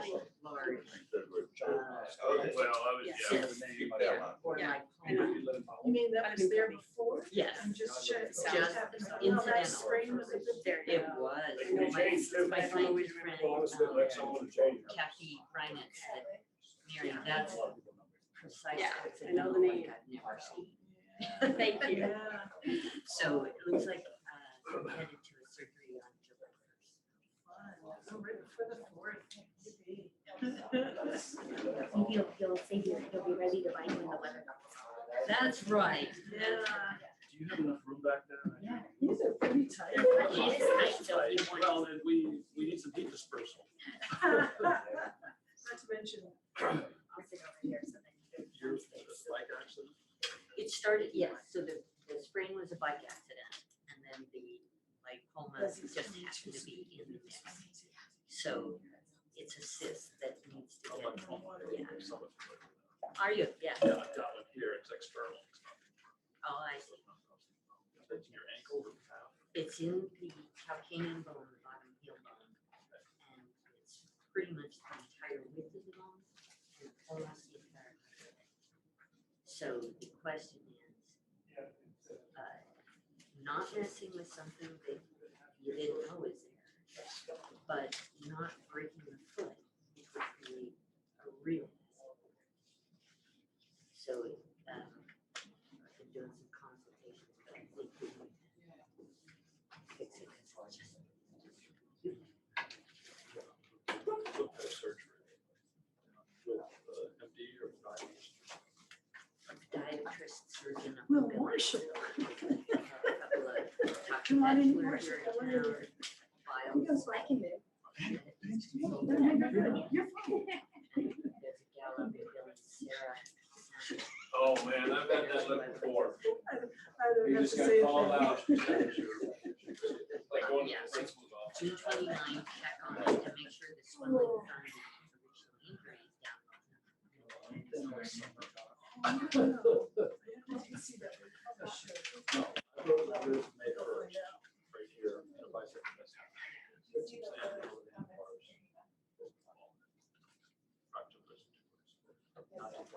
Oh, yeah. Do you have to slide in to speak? Yeah. I'm holding back, but not straight. I came to listen to you. The Marshall's gonna do all the good stuff. No, kind of par for the course. 2020, the year that keeps giving. I talked to Buzzy. It was, no, Jennifer's, but it's yours now. It's yours now. I'm not sure, is it going to? I'm the renegade. I just go look at the plan. 500-page plan yesterday. Well, in there. Thank you. They said they have a hard copy. Keep it on the section. I tried looking. So, like you go last week, to look at it. It takes 15 plus minutes to download it from the library. I just. And so that. See, it's kind of a jumble over here. I know it is. What I found. Nobody likes the first row. Extremely ably done in some respect. Well, you was gonna be more than Only. so, this one's not the most usable chair here, probably, but I know, right? But it was more than the demographics, geographics, and econometrics. Don't need anybody bumping their head out the edge of Which I think is a local use plan. An LUP, a local use plan. Land use plan. Oh, you see, did you see LUP, it's an acronym they use throughout the thing. Is it land use planning or local use plan?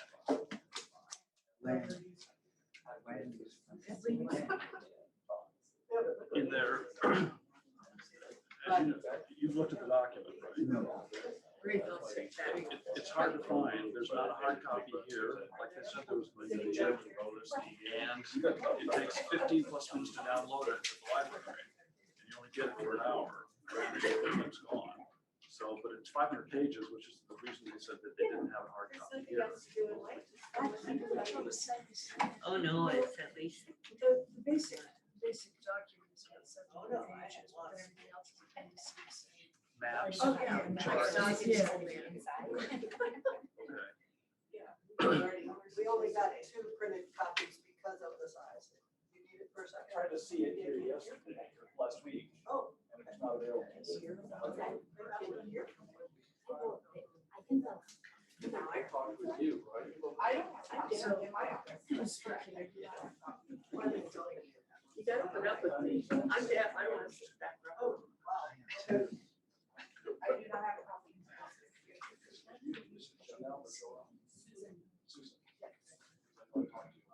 Yep. Hey, everybody.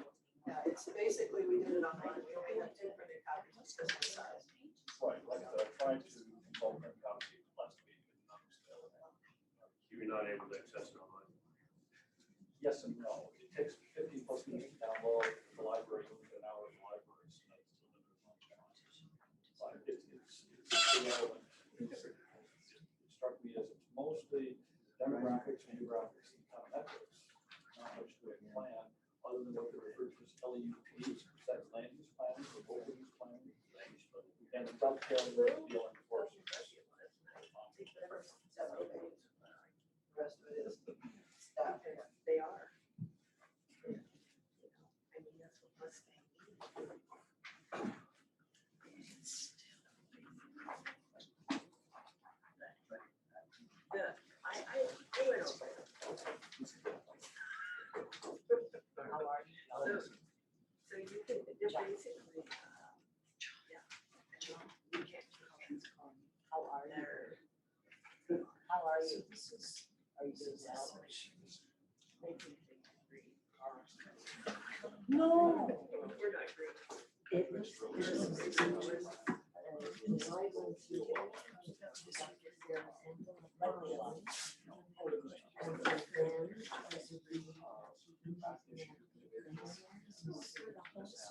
Well, I'm not representing.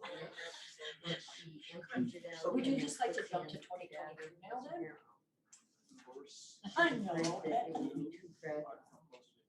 And for the healing, it'll take 6 months really for healing up in there.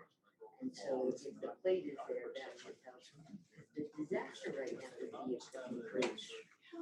Right, and trying to restructure. Yeah. Murphy's Law, right? I know, right? I get it. You asked, so you're gonna get it. I get it. Well, that's a bummer. That's a bummer. Wofford City. And. Where the parks were set up at a-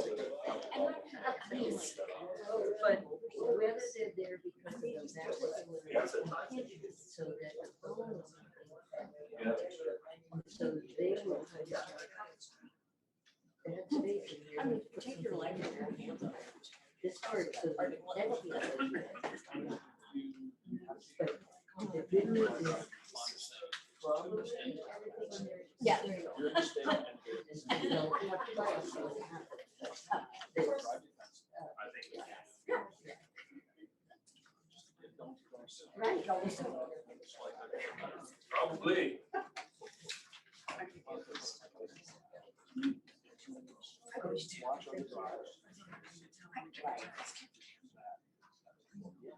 I still have to know.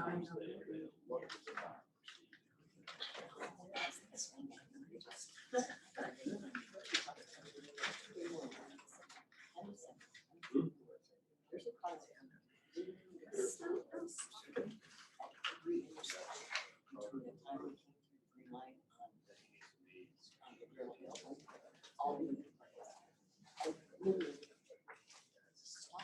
I mean, we're driving. Look both ways. Yeah. At the quarter past 7. I'm like, I'm told that one of the greatest fears for people is they age is that is the sense of freedom. And the drug pleasure people told me they should not pleasure for something slowly driving time.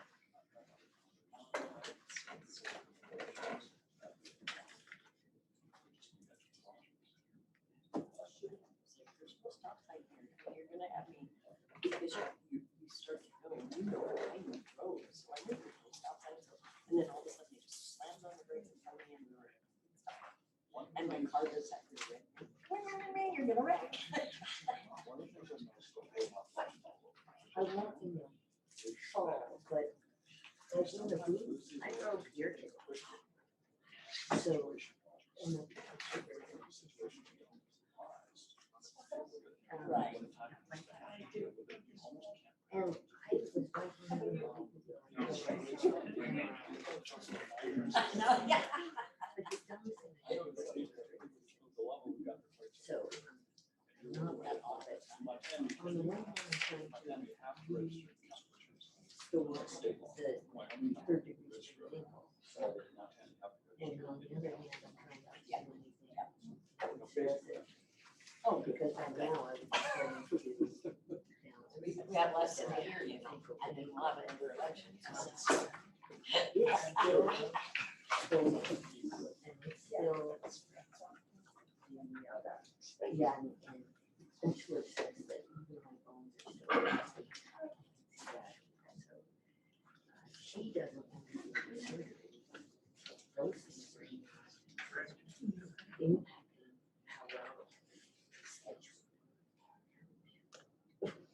So the goal right now is to continue until.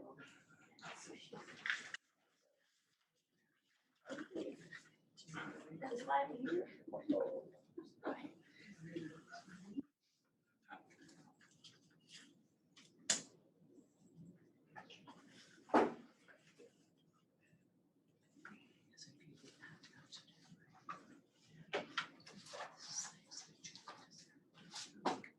Goalie. Oh, I did good.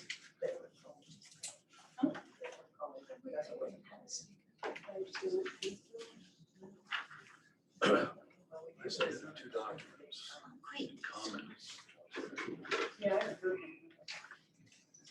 this plan. That's self-explanatory.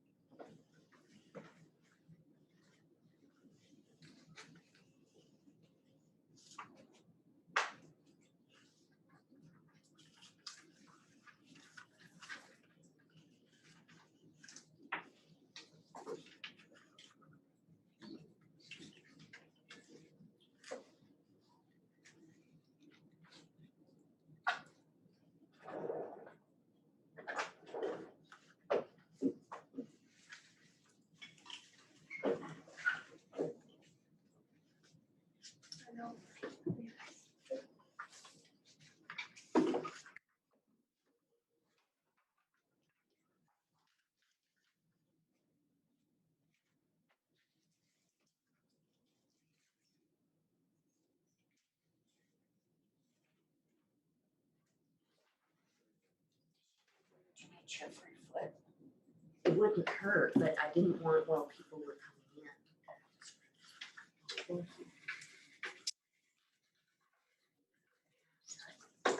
Ready? Yes.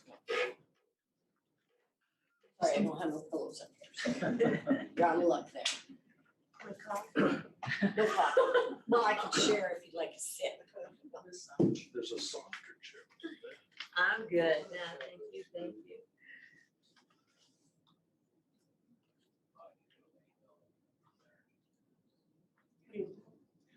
Your view of, Comments? yeah, I got some in SharePoint. Yeah, you can search for invitation. Pardon? Search for invitation in your email. Yeah, I can find, I thought that doc was gonna be in SharePoint, but it's not, it's okay. Well, technically it is in SharePoint, just not your SharePoint. Whatever. Well, technically it's in your SharePoint, but it's my SharePoint.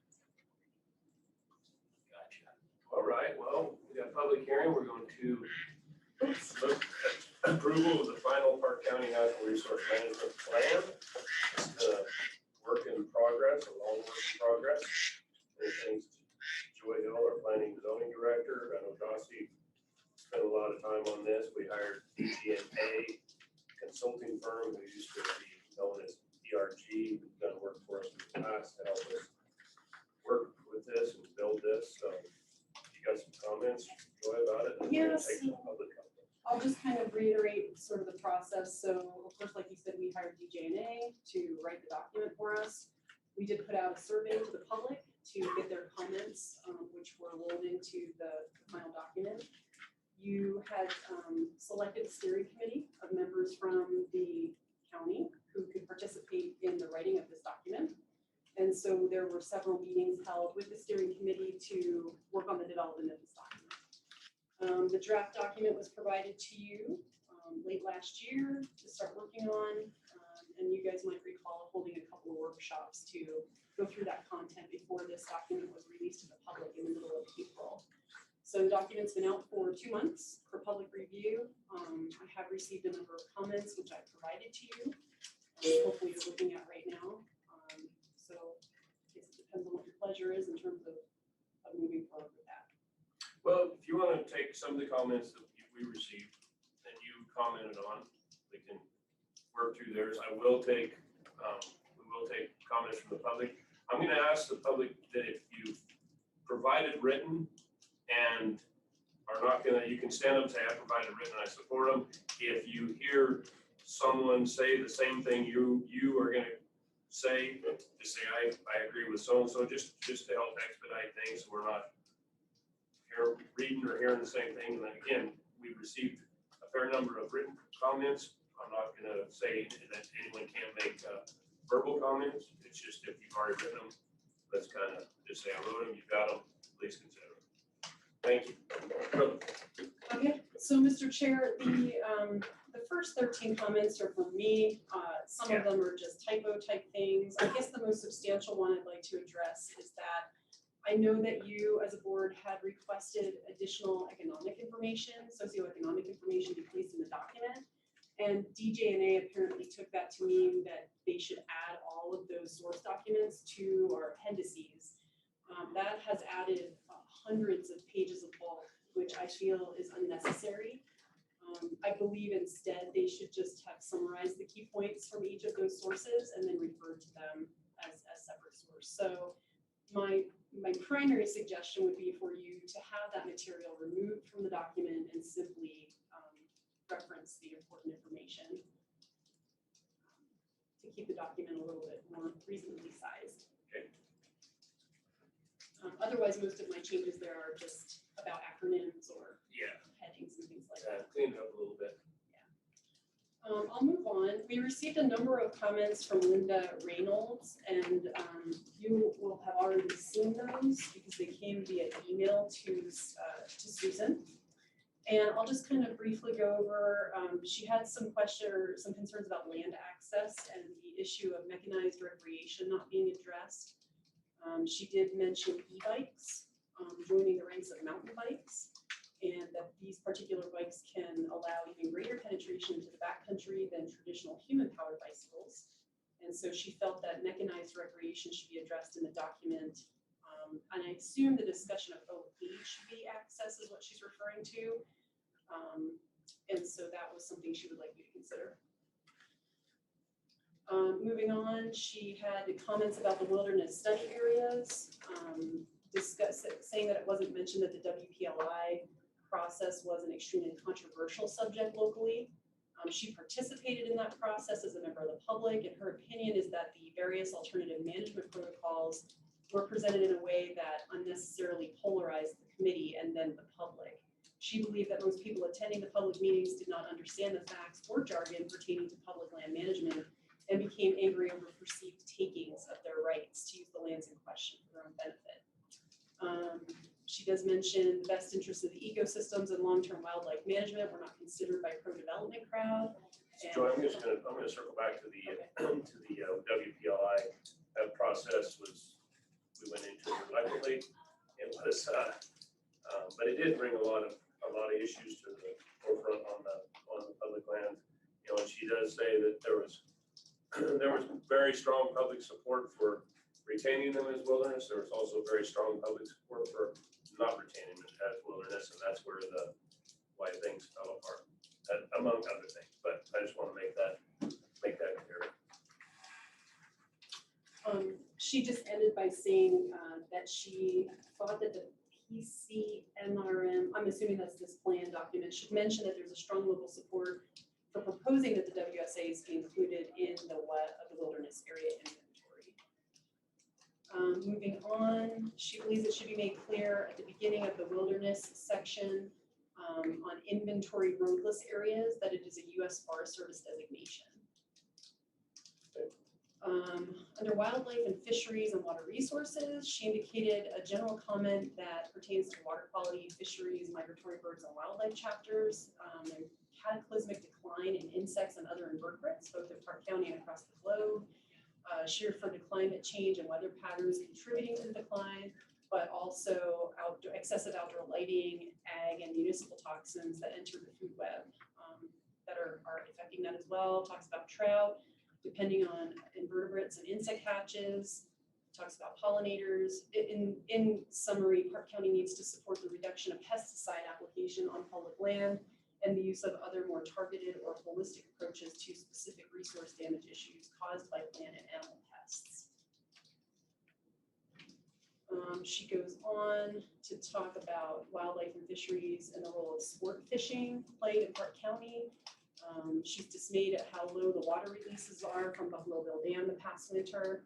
Many inches of the Shoshone River were left high and dry, such that aquatic vegetation and associated species dried out and died. a lot less ducks on the river, has no doubt impacted insect populations that the trout feed on. She understands the need to retain water in the reservoir for summer irrigation, but reduced flows seemed extreme and harmful to her. She believes Park County should be able to agree with the Bureau of Rec on an in-stream flow minimum that protects our riparian corridors and the life they support. On the same topic of wildlife and fisheries, but under wild horses and burros, Ms. Reynolds mentioned that in the chapter on wild horses, the most important thing lacking was acknowledgement that the McCullough Peaks herd makes Cody a magnet for horse-loving tourism. Many people, including locals, are thrilled at the opportunity to view and photograph these wild herds. Also, the health of the McCullough Peaks Mustangs is maintained and enhanced by one organization, FOAL. She talks a little bit about the organization and what they do. She mentions they're partnering with the oil and gas industry and others to enhance water sources in those wild horse management areas to benefit the horses and wildlife. She feels the tone of the section on wild horses in the plan is that they are noxious invasive species. She feels we need to support these horse herds for the economic benefit they provide to the county, as well as for being a unique part of our Western heritage. She mentioned FOAL should be recognized for being a model of the type of public-private corporate partnership that can best resolve some of our resource use conflicts to everyone's benefit. We had some comments that I had a very difficult time understanding. We received 2 letters from Mr. John Osgood. One was addressed to Senator Dockstader and one was to Zach Bodine. And I'm not quite sure how the comments fit into the NRP, so I don't have a specific way of sharing that information, but you have seen those letters. And Mr. Osgood's here, I'm sure you can. Great, okay. Tell us. Received an email from Kathy and or Tim Drulander. They mentioned that your intentions are admirable. Use of special designations of federal lands for the purposes of the tourist economy is, however, in fact wrong. You should be using the planning process to provide input to federal management decisions for the improvement of the natural resources and not for an economy, period. The more people that you attract to the area, the more it becomes a Jackson Hole or even California. Resource management plans are and should be for the natural resources of the area. Should there be some economic part of the plan, sure, those impacts must be looked at, but should not be the driving force as it seems to appear in this document. I would suggest that you take this and rework it so this is a true management plan with coordination efforts with the federal partners for the betterment of natural resources in the county, not just the millionaire business owners in Cody. Just late last night, received a couple comments from Fuzzy Hassert. He addressed 2 items, wild horses as well as wildlife. Under wild horses, he said they are not feral animals. Oh, I'm sorry, my apologies. Wild horses are not feral animals. The McCullough Peaks herd, in fact, represents indigenous Mustangs that are a symbol of the American West, and the BLM is charged with managing them through congressional decree.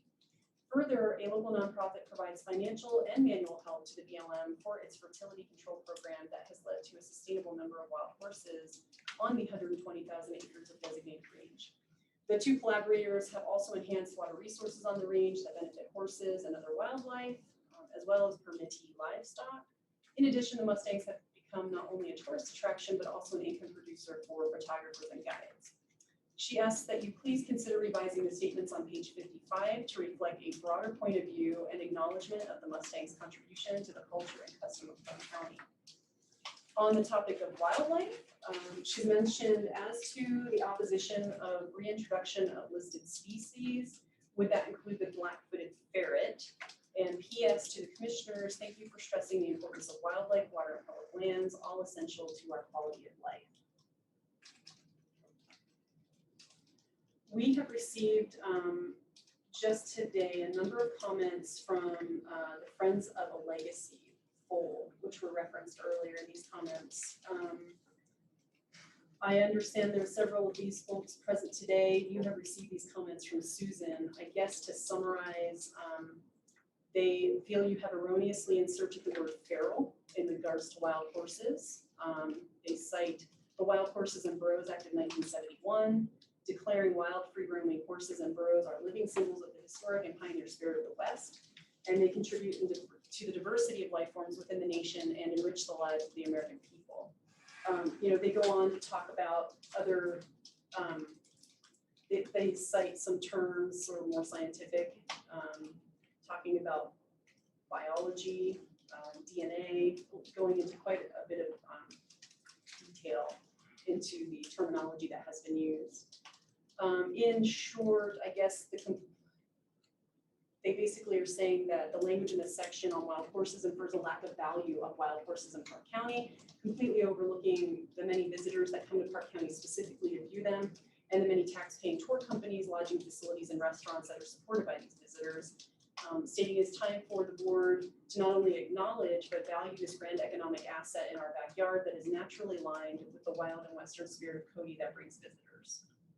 And so that essentially sums up the comments that I have received, whether it be email or other forms. Okay.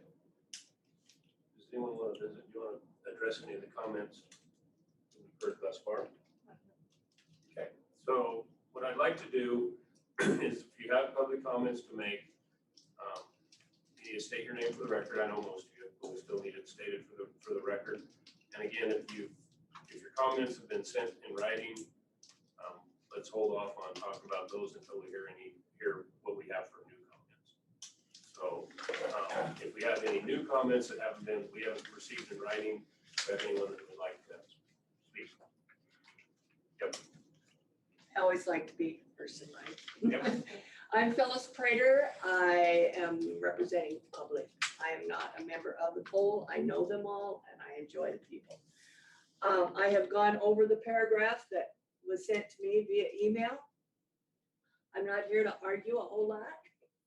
I'm not against the word feral. I'm sorry, but it does connotate when you first hear it, oh my God, but then I realize I'm feral also.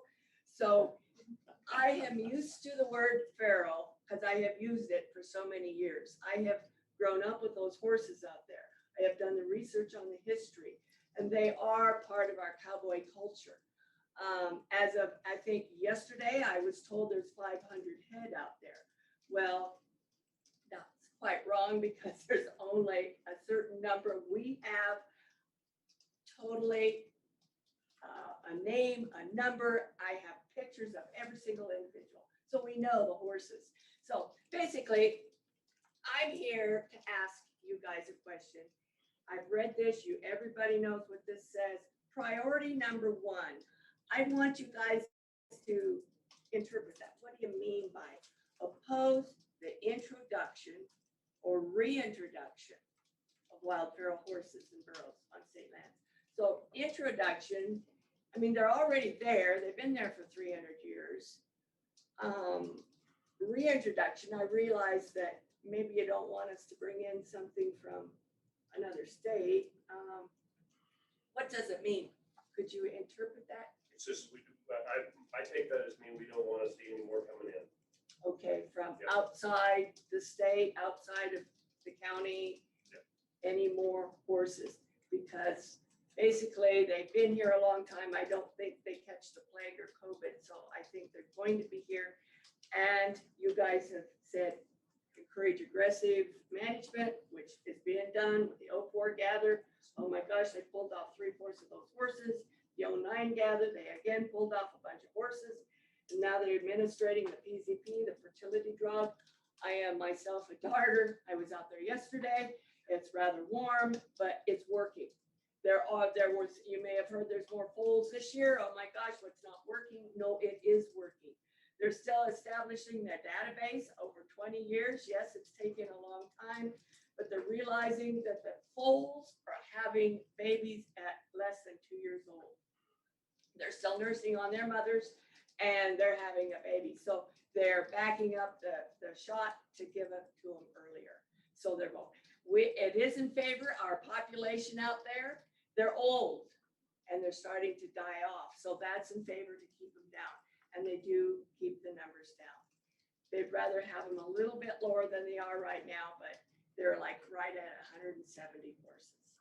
And they do not want any more. I do not want to see the land run into the ground. I like my jackrabbits and antelope as well as the horses. So That's just what I wanted to say. Hey, some of the public, I don't mind them being called broomtails, jugheads, because when I take somebody out there, I educate.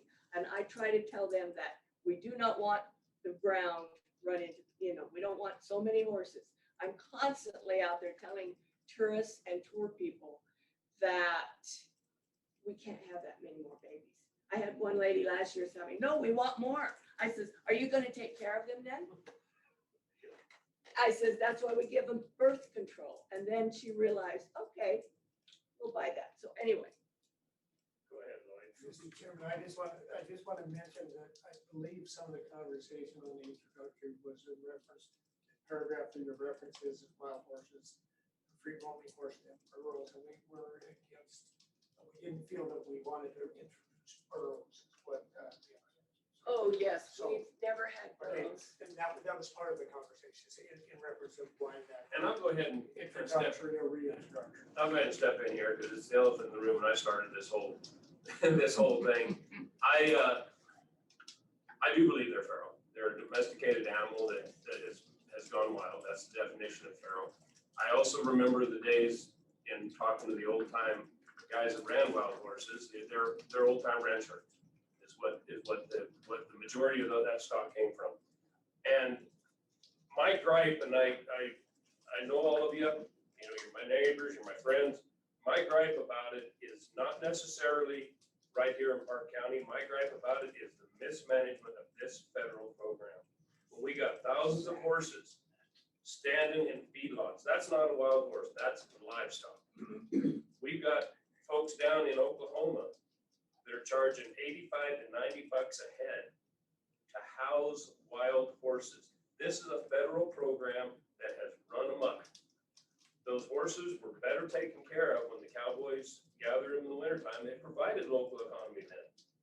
They gathered those horses, they managed them. I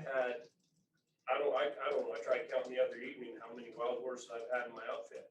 Some of the best horses I grew up with were on Glen Vales' ranch up there were wild horses. And we had good stock. We don't have that anymore. They have been managed to the point where they're not a desirable. Most of these horses out here, I wouldn't want to gather one for my herd. They're not desirable. They've gotten small. They've gotten big headed. They're not managed like the old time cowboys did. And so that's my main gripe. I'm going to get off my soapbox here in a second, but that's my main gripe with the wild horse program is they're not managed. Maybe they're managed out here and we're keeping the numbers down. More power to you. But nationwide, that program has been hijacked. It's poorly managed. It's costing the taxpayers millions of dollars, and it could have been taken care of the way it was taken care of years ago. So I'm off my soapbox. Well, I agree with you. I do on that.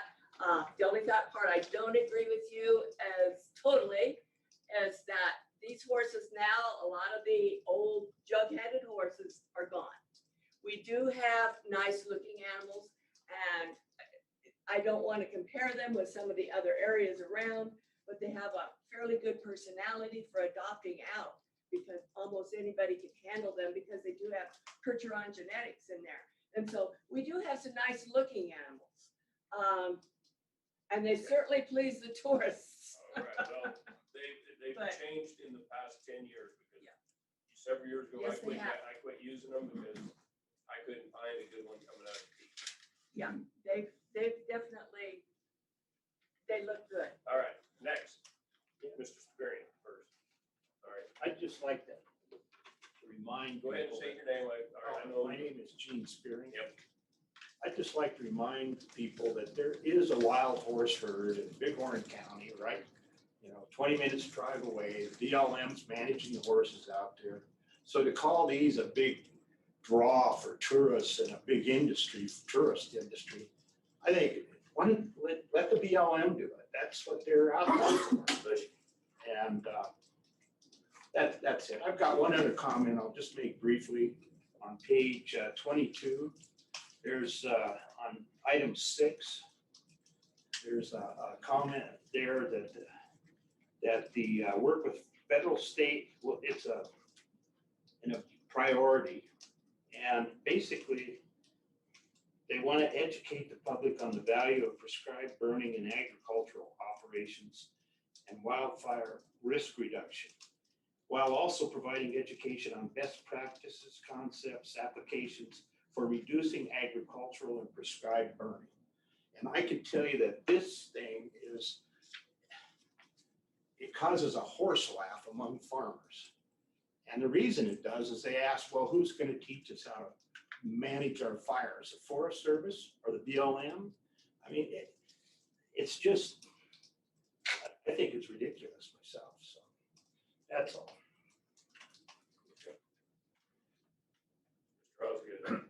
Just one comment. I've seen the figure of $50 million a year that the BLM is paying to feed captured wild horses.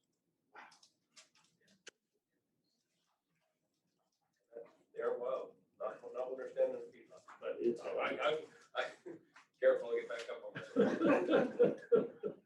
Okay, further comments, further public comments.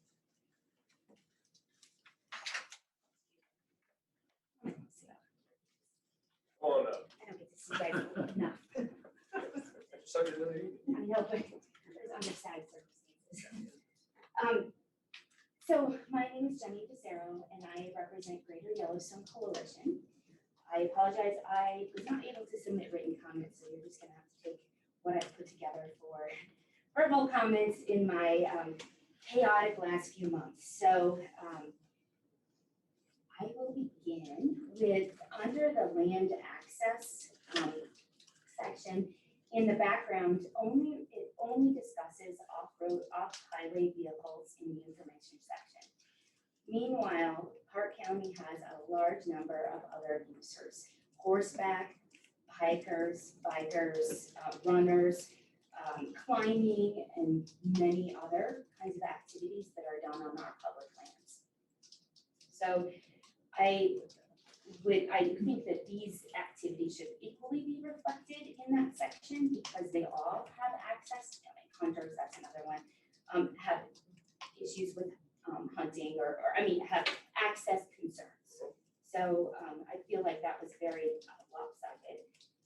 Balance would mean acknowledging the vast variety of recreational users of our public lands, providing access, and this kind of speaks a little bit to the way, because this plan is kind of directing how the commissioners will interact with the agencies who are managers of the federal lands. And so it may be beneficial for the county to encourage that there's access being provided in a manner and degree that fosters enjoyment of each activity in the space that best suits that activity while minimizing impacts to natural resources, land, water, and wildlife, and other recreationalists. And part of what I'm getting there is that sometimes certain recreationists don't necessarily benefit from sharing the same space. For instance, horses and mountain bikes is a great one. There are also a large faction of mountain bikers who actually prefer quiet.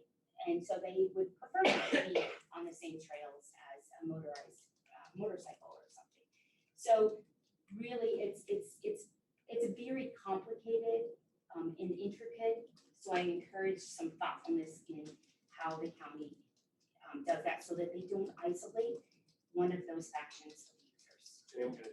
So you say you couldn't submit written comments, but you have your notes in writing. I'm not gonna We'd like to see, if you can send those to us, just so we've got them in writing, because you're making some good points. Okay. And I completely missed that, what you're talking about. I completely missed that.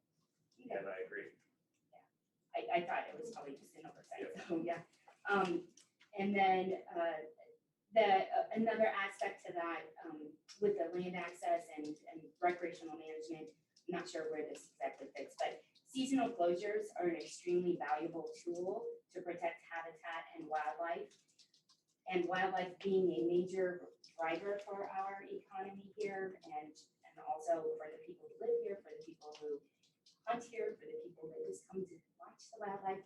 Those kinds of things are just simple tools that can be implemented. And so I just think that's important to acknowledge. Then, let's see here. The other, I think,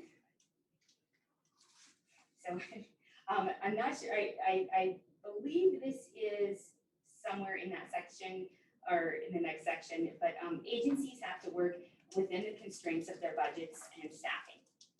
And so we would prefer, DYC would prefer that they manage the recreational system for the longevity and best use of resource rather than a blanket discouragement of closures. So actually that reference is number 7 on page 15.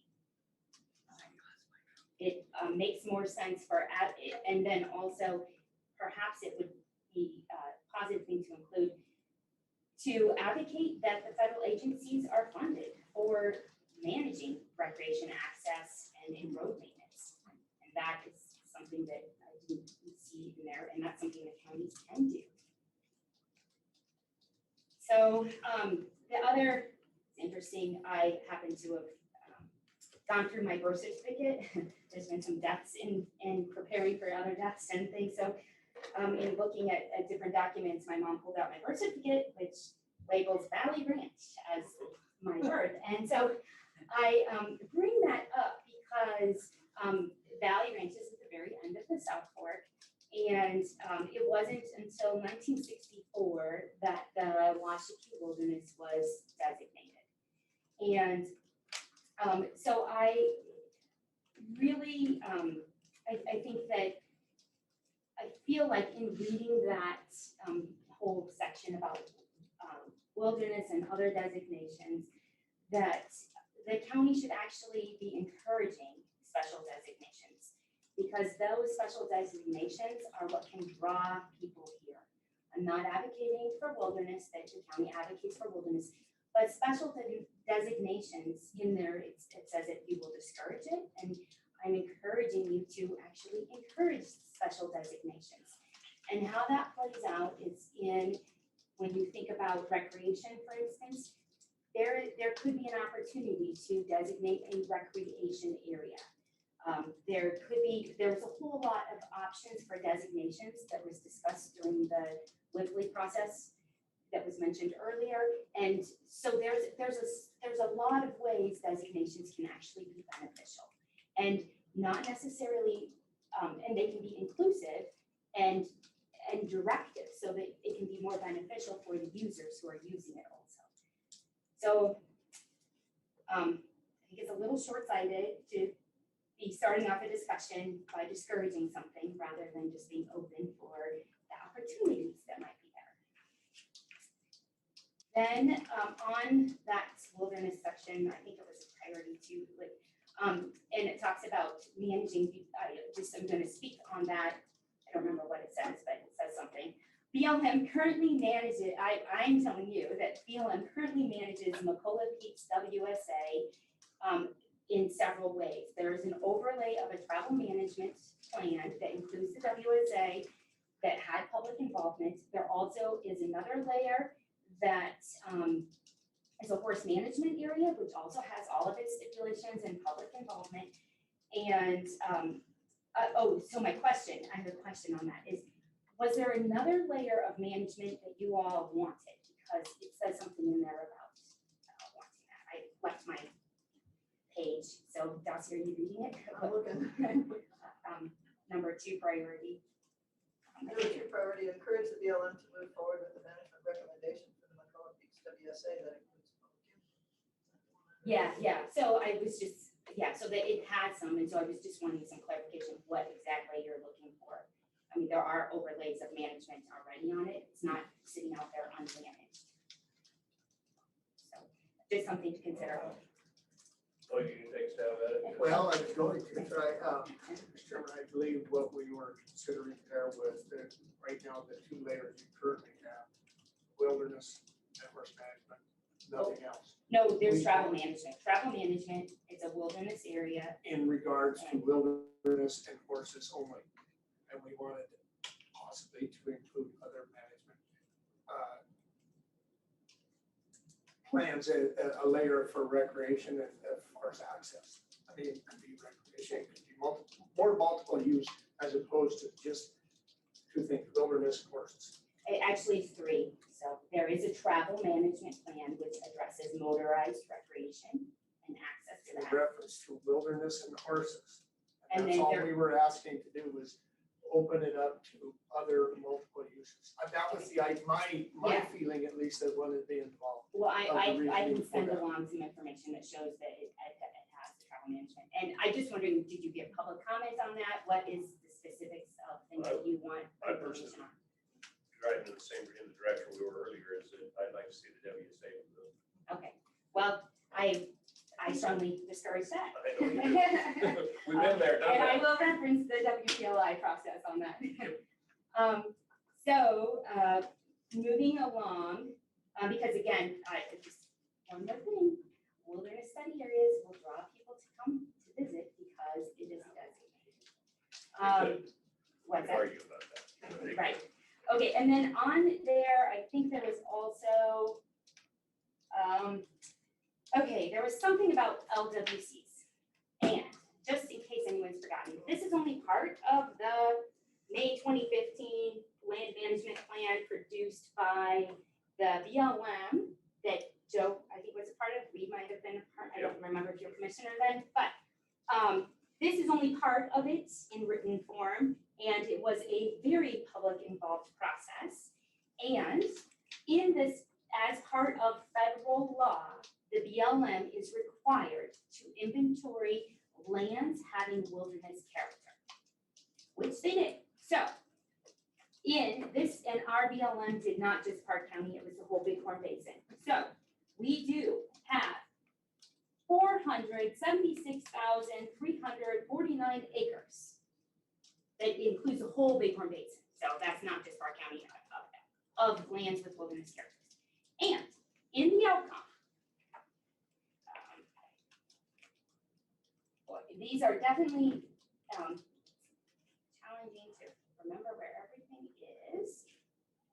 But I just wanted to show you, I know what it says, but I want to show you that I am reading from the actual decision.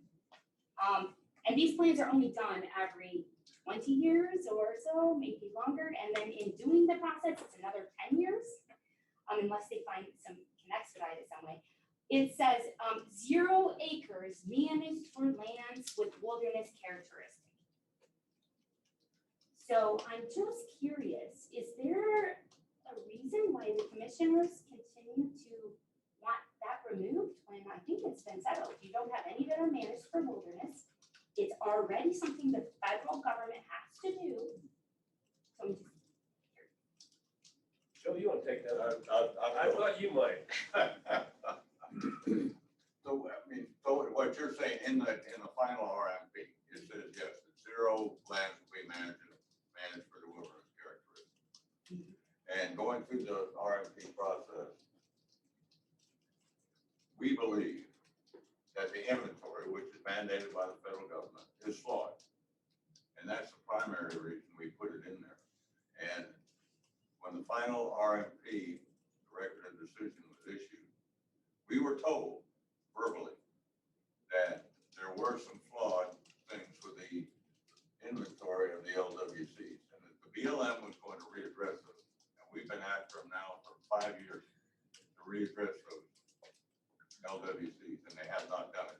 And our biggest fear was, even though in the RMP it says the land will not be managed for the wilderness characteristics, if it is listed as an LWC, there's always a chance that somebody back in Washington can, with a stroke of a pen, say, we're going to start managing these LWCs as wilderness. And that's primarily why that's in there.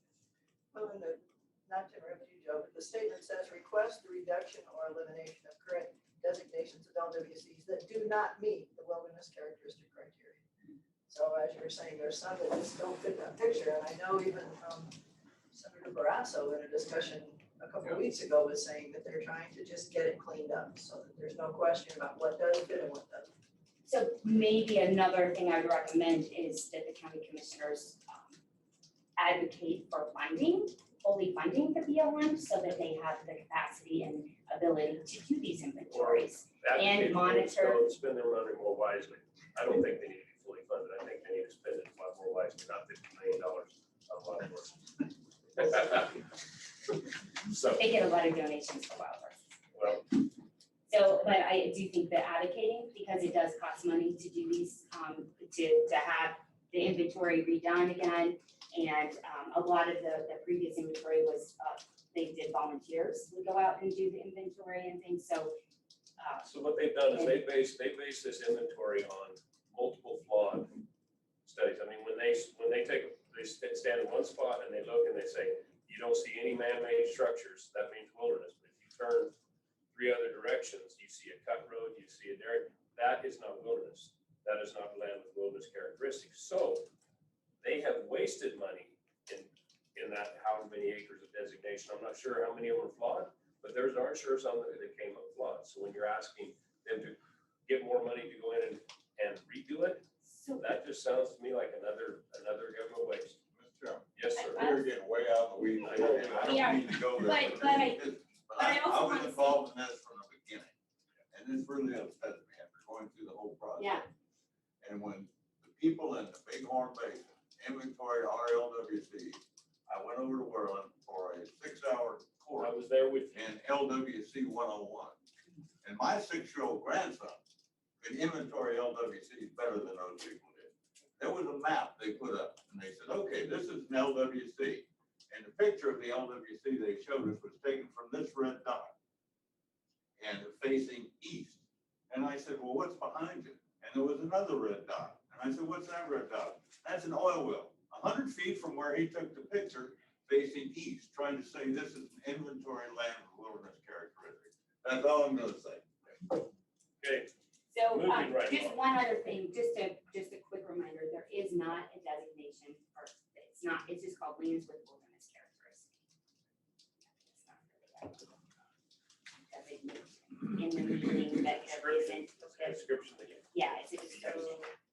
So I guess I'm curious, it just sounds like there's some like you're afraid it will be managed by wilderness. So I would also be curious, I mean, is there a particular reason, like what if there is some wildness out there that could be used for some mountain biking trails or something that doesn't, it's not wilderness, so it wouldn't be managed as wilderness, but those spaces actually can help inform other decisions as they come around. So like just wiping off LWCs out of the books it can be disadvantaged when you're looking at future planning and what areas might be good for certain activities and how that could process. So just something to think about. I also appreciate your support for our one and only wild and scenic river in Park County, which is also the first one, so the Clark's Fork. It is something GYC has worked on during that process and is just got some interpretive signs put up there on that plan or on that wild scenic river. So it does draw a lot of water recreationists and actually climbers as well. We also appreciate you recognizing the diversity of wildlife populations and that its importance to our county. And we also appreciate your commitment to fighting invasive species, which we also support and would like to help. We appreciate your interest in soil conservation as well, another important aspect. And then on page 50, number 8, there is a statement opposing reintroductions. And again, my concerns with being short-sighted by coming into a discussion on land management and planning without actually knowing what the circumstances are. I do think someone already mentioned that like introduction might, I think that people are thinking most about grizzly bears and wolves, but we could have introductions of other animals like the ferret. My dad has spent many years raising trumpeter swans and reintroducing them into the wild because that population was nearly extinct. I mean, there was very threatened, I guess. I don't know, was listed, but anyway, it has come back. So I'm just saying that that when we make blanket opposition statements. There might be a better way to say it so that we can go into these conversations with our federal agency partners in a way that sets us up for success and having good dialogue. With that. Mr. Chairman, Yes. I got a comment on that one, real quick. You know, and I see what you're saying, and I can agree to part of it. But I think, from my perspective, the reason we were so specific in this document is if someone out there could promise me, swear to God, that once the recovery criteria is established, that the goalpost will never, ever be moved, I'd be willing to look at it. But the federal government keeps moving the goalpost, and once we have successful reintroduction of a species, it's never delisted. Well, the trumpeter swan has been delisted. Yes, it has. So, yes, there are some hiccups, and I think that's just the nature of the government. And that's a hell of a bellyache. And well, some belly aches are worse, I admit. It's not a clean cut process, and GYC will continue to work to improve the Endangered Species Act to be effective, and are working right now with how do we keep these animals that have been introduced active here. As far as the federal government, I guess maybe you should put in maybe a bullet in there that just says that you will want to encourage, I'm thinking like spitballing, but something about that speaks to that, Commissioner Tilden. I realize I improperly called the right person's Yeah, you can but call me, anyway. I'm not just into like this big. Yeah, so, but something to the effect of encouraging that the federal agency, so it's the Fish and Wildlife Service, are closely working with the local constituents in setting goalposts and using current science, something to that effect, that's what you want to address, is when they're introduced, they need to be removed. Unfortunately, you're dealing with the callous, at least a couple of us, callous group. Extremely. Yeah, no, I mean, I've been working on these too for a while. Down that road, And we were told. definitely, Mr. Chairman, I mean, and I hate to discuss this, because we're running out of time. But I attended a meeting with Mr. Williams, who at that point in time was Director of the Fish and Wildlife Service, like 18 years ago, on wolves and grizzly bears.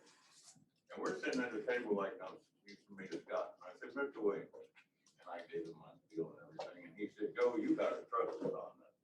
We will delist grizzly bears and wolves." He said, "You got to trust me," and this is the man that had the authority to do that. That was 18 years ago. And look where we are today. So you say, you need to trust? No, I do not. no, well, yeah, I'm just saying, work with the federal agencies. I mean, to be able to, yeah, I mean, that could be a better objective. And then, yeah, I mean, and yes, there are always things that are unknown that come up.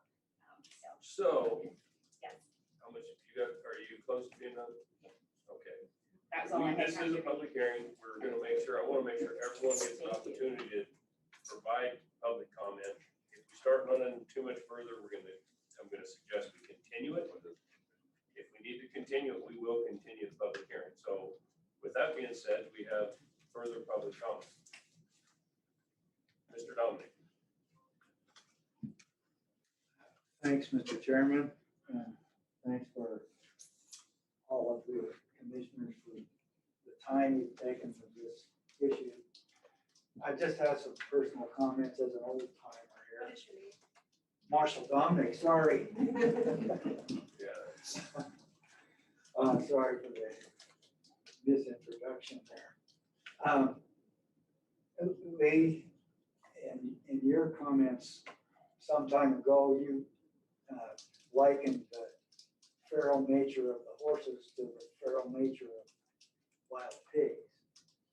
And I just want to point out that pigs, I think genetically did not come from North America, but Equus caballos did. That's your argument. Yep. Go ahead.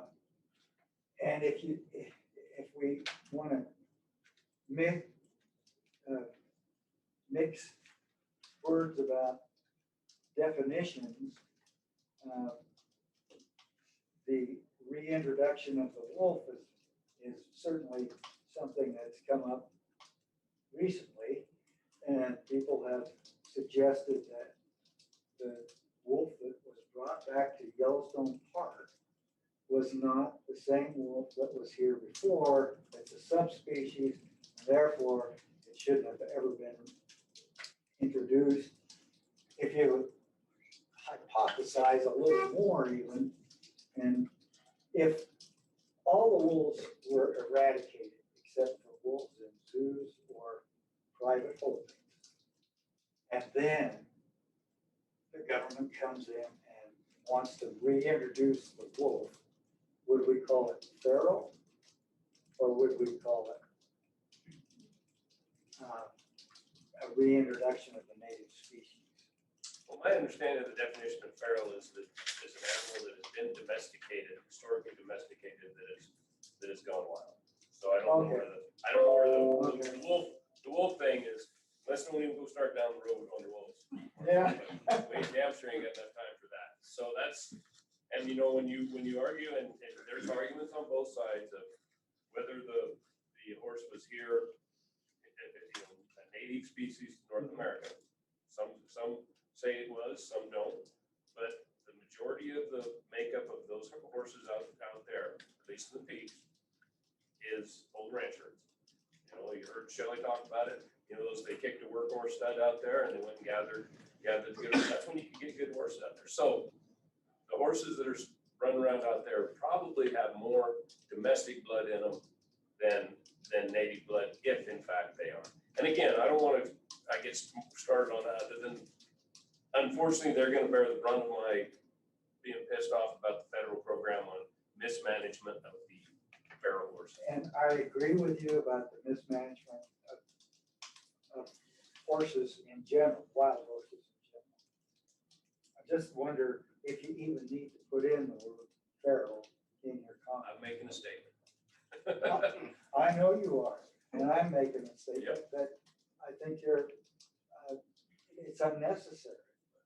And the reason is you're stuck with the law the way it is. And those horses are out there and they're going to stay there. And if they aren't managed, which we are trying to do and have been successful with, if they're managed the way the BLM manages the rest of the wild horses, or most of the rest of the wild horses in the United States, then it's a failure. But if they are managed, and I would suggest that you know more about correct use of livestock and wild horses and mules than I do. But if they're managed properly, not just for color, but for conformity and that sort of thing, which the BLM isn't doing.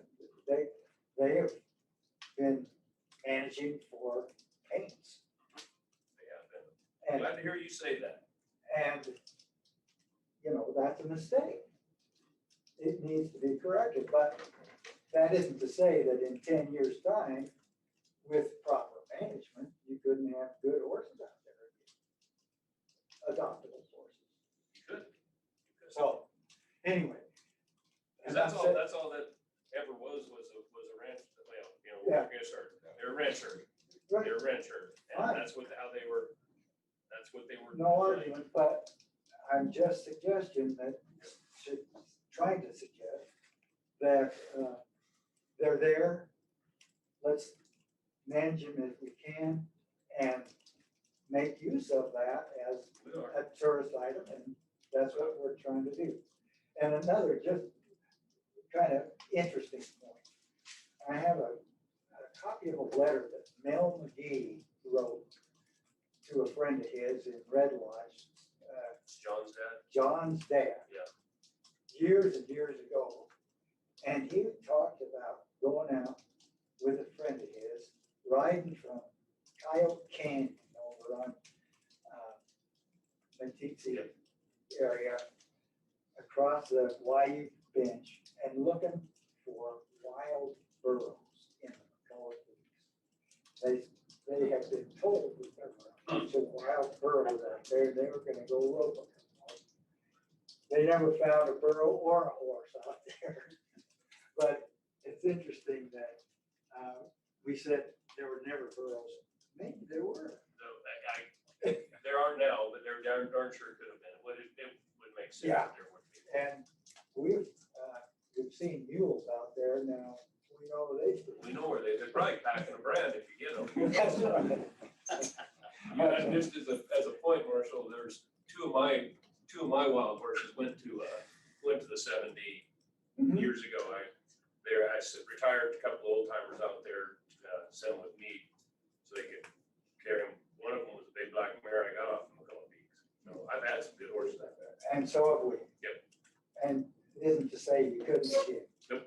Appreciate it. Thank you. All right. There's Morrison. Or John, are you still on the? Is there anybody else? No, who wants you to go talk? ahead. Okay. I apologize. I thought you'd already commented.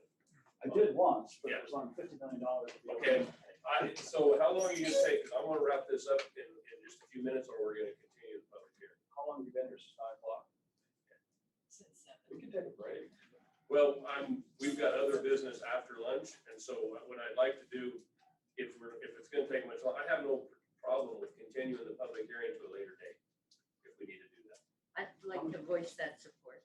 Okay. Would that work out well? And So later, what's the pleasure of the board? Madam Chairman, I'd be glad to give another 15, 20 minutes. Okay, if you're, And at 12:30, if we haven't wrapped it up, we'll just continue. everyone good with that? Okay. What's that? Sure, if you want to do it, that way we can have a quick lunch. But go ahead. my name is John Osgood. I'm a resident here in Cody. And the reason I'm here is if there is a stump that I have, is to keep public lands in public hands.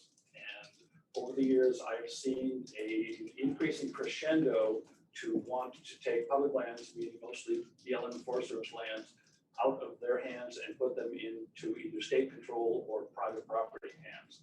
And in fact, there is a person, Rex Rammel in Rock Springs, who's running for governor next year, who is advocating as part of his platform to take federal lands by force. That was his platform at the Constitution Party 3 years ago, in 2018, when he lost to Mark Gordon. And that is what he's advertising right now. He wants to take federal lands back by force. He needs to remember what happened in Little Rock, Arkansas in 1954. How does that pertain to this plan that's running? Well, I've kept a list in the last few years of attempts to subvert the federal land's ownership. And that starts in 2006. Casper, Wyoming BLM, the preferred management plan was to sell 230,000 acres of their district's land to a private party. That was a trial balloon by the Bush-Cheney administration to see what kind of reaction it would elicit. It elicited a huge reaction. They had to withdraw that and retract that. In 2013, 2014. Okay, Mr. Osgood, how is that pertinent to the plan that we have presented? I mean, I'm just. No, you're because that's what we're here to address is the comments on that. National Resource Management Plan that Park County has put forward. And I don't recall seeing anything in there about disposing of public lands. You received your funding for this report from the Wyoming legislature, correct?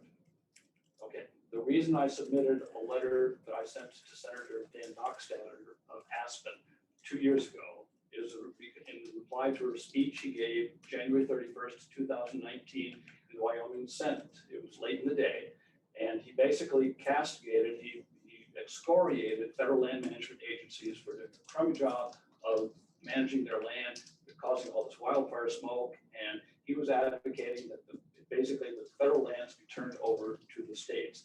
There was a resolution taken at the end of the speech. It was passed unanimously that the state would go on record as wanting these federal lands, Forest Service BLM lands, passed over to the state. That's why I included that letter. I'm still failing to see the connection. I'm sorry, I'm not trying to be difficult. I'm just failing to see the connection because and nowhere in this National Resource Management Plan have we advocated disposing of public lands. We're here to, it's a document that helps us work with our federal partners, and it's It's a driving document on protecting, preserving, working with federal land. I'm not seeing anywhere, and if the other commissioners, You're right. we're not advocating in that, in When I this saw plan. the plan yesterday for the first time, I realized that there wasn't that much of a plan in it. It was mostly, as I said, demographics, geographics, and econometrics, which were laid out, which is fine. The only reference I saw to planning was LUP, land use, what were they called? LUPs. Is that land use planning? Is that the acronym for land use planning? I didn't know it was local use planning. And in which you were not advocating, but you were required to interact with BLM and Forest Service on the management of public lands in the area. And I was not aware of that. I'm not sure what the legislation is for those two agencies, for them to have that required. I don't have a problem with the local folks working with land management agencies. I do have a problem with local folks trying to subvert the management process. Okay, continue. Which happened 3 years ago, in 2013, 2014, through the Shoshone Forest Service Forest Management Plan, where between the draft environmental impact statement and the final, there was a major change, which was occasioned by pressure from the OHV advocates in this area and the county. Mr. Osgood, I'm gonna ask you, please, to stay on the plan that's in front of you. What you're saying, in my opinion, is not addressing the plan that has been written and has been presented. It was an action by the county commission. So again, I'm coming back to, there's nothing in this plan that talks about subverting the federal government. There's nothing in this plan that talks about trying to take public lands and put them into private hands. There's nothing in it. Then I will. So your comments, I would like your comments to be relevant to the plan in place, if you could, in the essence of moving this along. Not having studied the plan in as detail as I need to, I need to be quiet. Thank you very much.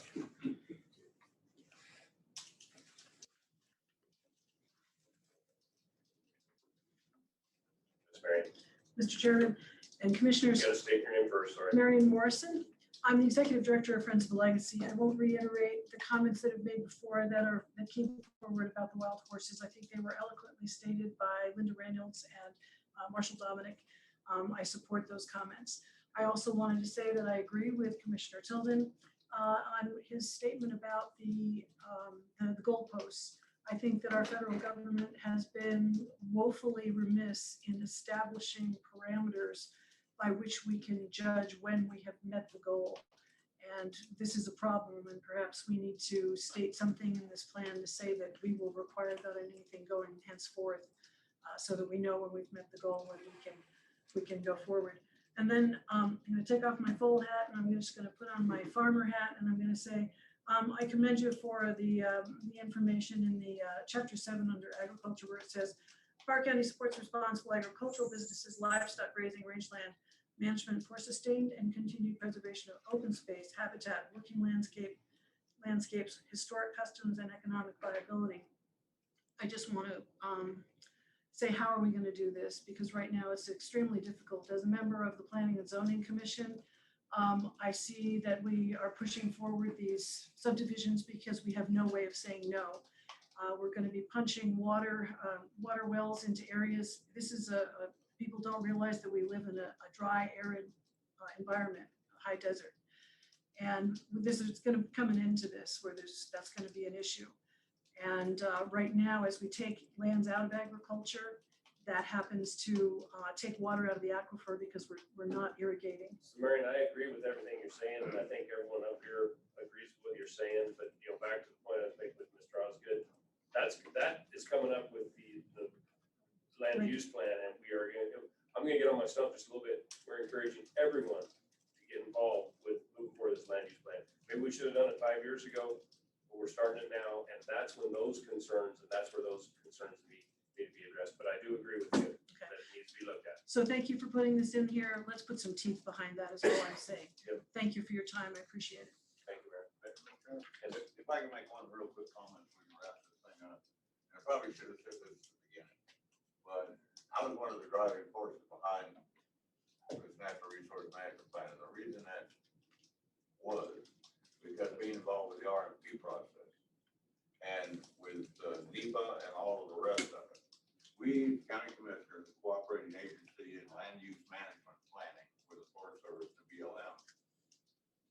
we did not have a natural resource policy in place, natural resource plan.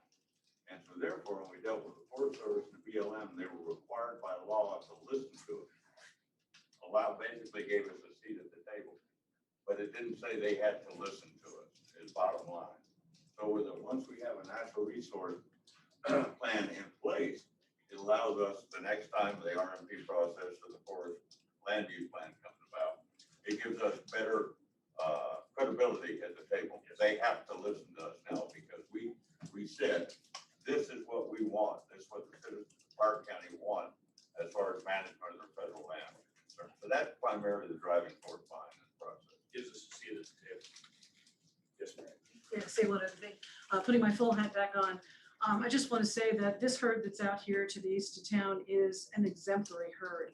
And to disagree with a statement made earlier by Mr. Spearing, respectfully, I'd just like to say that the herds that are over in Bighorn County, they don't bring the economic impact to Park County. They don't bring the people into Cody. So I think that having this healthy herd out there is an example that could be used all across BLM, because I agree with you also that it's mismanaged, federally it's mismanaged. We've got an example here of something that works, and we want people to see that, and we want to see it replicated in other areas, because we are all taxpayers and we're all paying for the mismanagement. Thank you. Okay. Further comments? Yes, ma'am. So my name is Mary Keller, and I have not looked at the plan well enough. I had trouble through the web pages that changed. But what I have gleaned, so all I've done is glean from it. I'm looking for, and Joe, my first boss ever, who led me to a career as a wilderness ranger. Your fault. Your fault. That the natural resource challenges ahead in the coming decade, as I understand them, will include warmer rivers, more stressed natural resources, including our fish. We've already seen the fish kill in Idaho, in Montana. Remember when it hit Yellowstone? I'm not seeing that attention to the fact that the goalposts are moving not because the federal government is moving them, but that, to me, anyone in this position of responsibility needs to know the goalposts are moving. And our natural resources will be under greater and greater stress. And I don't see that reflected yet, but maybe it's because I haven't read it well enough. So when it says counties are particularly well suited to understand the impacts of the decisions, and I'm thinking, that's right, look at this room. We are really well positioned. A county is deemed to have special expertise on all subject matters for which it has statutory responsibility. And the expertise I haven't seen yet is that what do fisheries look like when the river is 1 degree warmer, when it's 1.5 degrees warmer? What does tourism look like when the red turns to gray, turns to burn? So I'm not seeing attention to the moving goalposts that I've certainly lived with. I've watched the forest go from green to red to gray. And there's nothing in my experience in working with climate scientists at UW that says that's not going to quit happening. So I think our natural resources are approaching an accelerating crisis. And I would like to see the expertise reflected in it that says, we know what to say about our fisheries with a river that's growing warm. Okay, thank you. Further public comments? Yes, Question, Marion Morrison, will there be an opportunity for further comment? pardon? Will there be an opportunity for further comment? Sounds like a lot of people haven't had a chance to review this in the detail they would like. That was not our intent. Our intent was to have this, be the public comment period. That's why it was put out. Right? Mr. Chairman, by rule, we are, to give the public 45 days to review. We gave far more than 45 days specifically because the plan is so large. We've made every effort to include the public in the steering committee meetings. So Marion, I was struggling with that this morning. I was talking to folks because, I guess, I hate to say it, trust me, but, and I'm sure that a few of the others in this room can remember when you go to a game and fish season setting meeting, there's a public meeting. The only reason they had it was because they said they were mandated to have it. You went in and gave your public comments, and when you walked out the door, nothing changed. That was my concern, is what are we gonna do when we take all these public comments and then implement them into the final draft? And that's a decision we have to make, is what we're gonna do, how we're gonna do that. It is our intention, my intention as chairman, to implement the comments we have, because there have been some very good comments made on this plan, and implement them into the final plan. Whether we put it out for another, I mean, how many times do you put it out for review? We did, as Joy was saying, we did a lot longer review period, but do we put out a final review, a final draft? I don't know yet. Okay. Well, I was just gonna remind everyone that this also happened over COVID. So when the committee was meeting and things, it was, people could not attend those, versus like the Whipley where public could easily attend. So it might be worthwhile to just allow, and plus the website hiccup where I don't know if the commissioners are all aware. Yes, okay.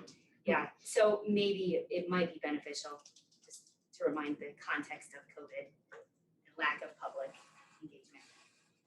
So, I think we have some work to do. As comments, like you say, that we need to look at some things. I don't think it's a bad idea if they had a chance to look at final wording before. If we. I know. It doesn't matter to me. If we implement these, we don't, and put it back out, we don't have to put it out for 45 days again. We can put it out for a shorter period of time and just say, here's the work we've done for the comments we received, final input. I think I would want to get Brian Slark's opinion on that. Yeah. Has to be sure. Whether it's 45 days or not, okay. You and I mean, I see a scenario, I see a scenario where we do redraft, put the comments out there, and this is the last shot. So, because like I said, I don't want to just tell you guys, have you walk away and trust us, we're gonna fix it. We thought it was perfect when we put it out for comment, or else we wouldn't have done it, but no. So for this public hearing, do I have any further comments? Close the public hearing. Second. Move and second to close public hearing. Further discussion? All those in favor? Aye. Motion carries. Thank you, everybody, for coming down. Thanks for taking the time. Appreciate it. Because I tell you what, I nothing gets me more wound up than hearing people gripe but not showing up.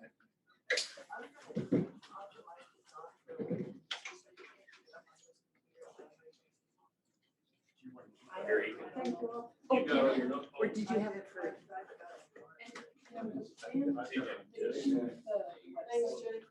I didn't get through it. I know. Anything? For another copy? Well, it sounds, You can take that, as long as you bring it back. As long as I know where to find it, I'll start it up here. Well, you can, that's my copy, you can have it for now, and just when we make the final stuff, go ahead and take it, we're good. I'm not really to go with how much time to get out of here.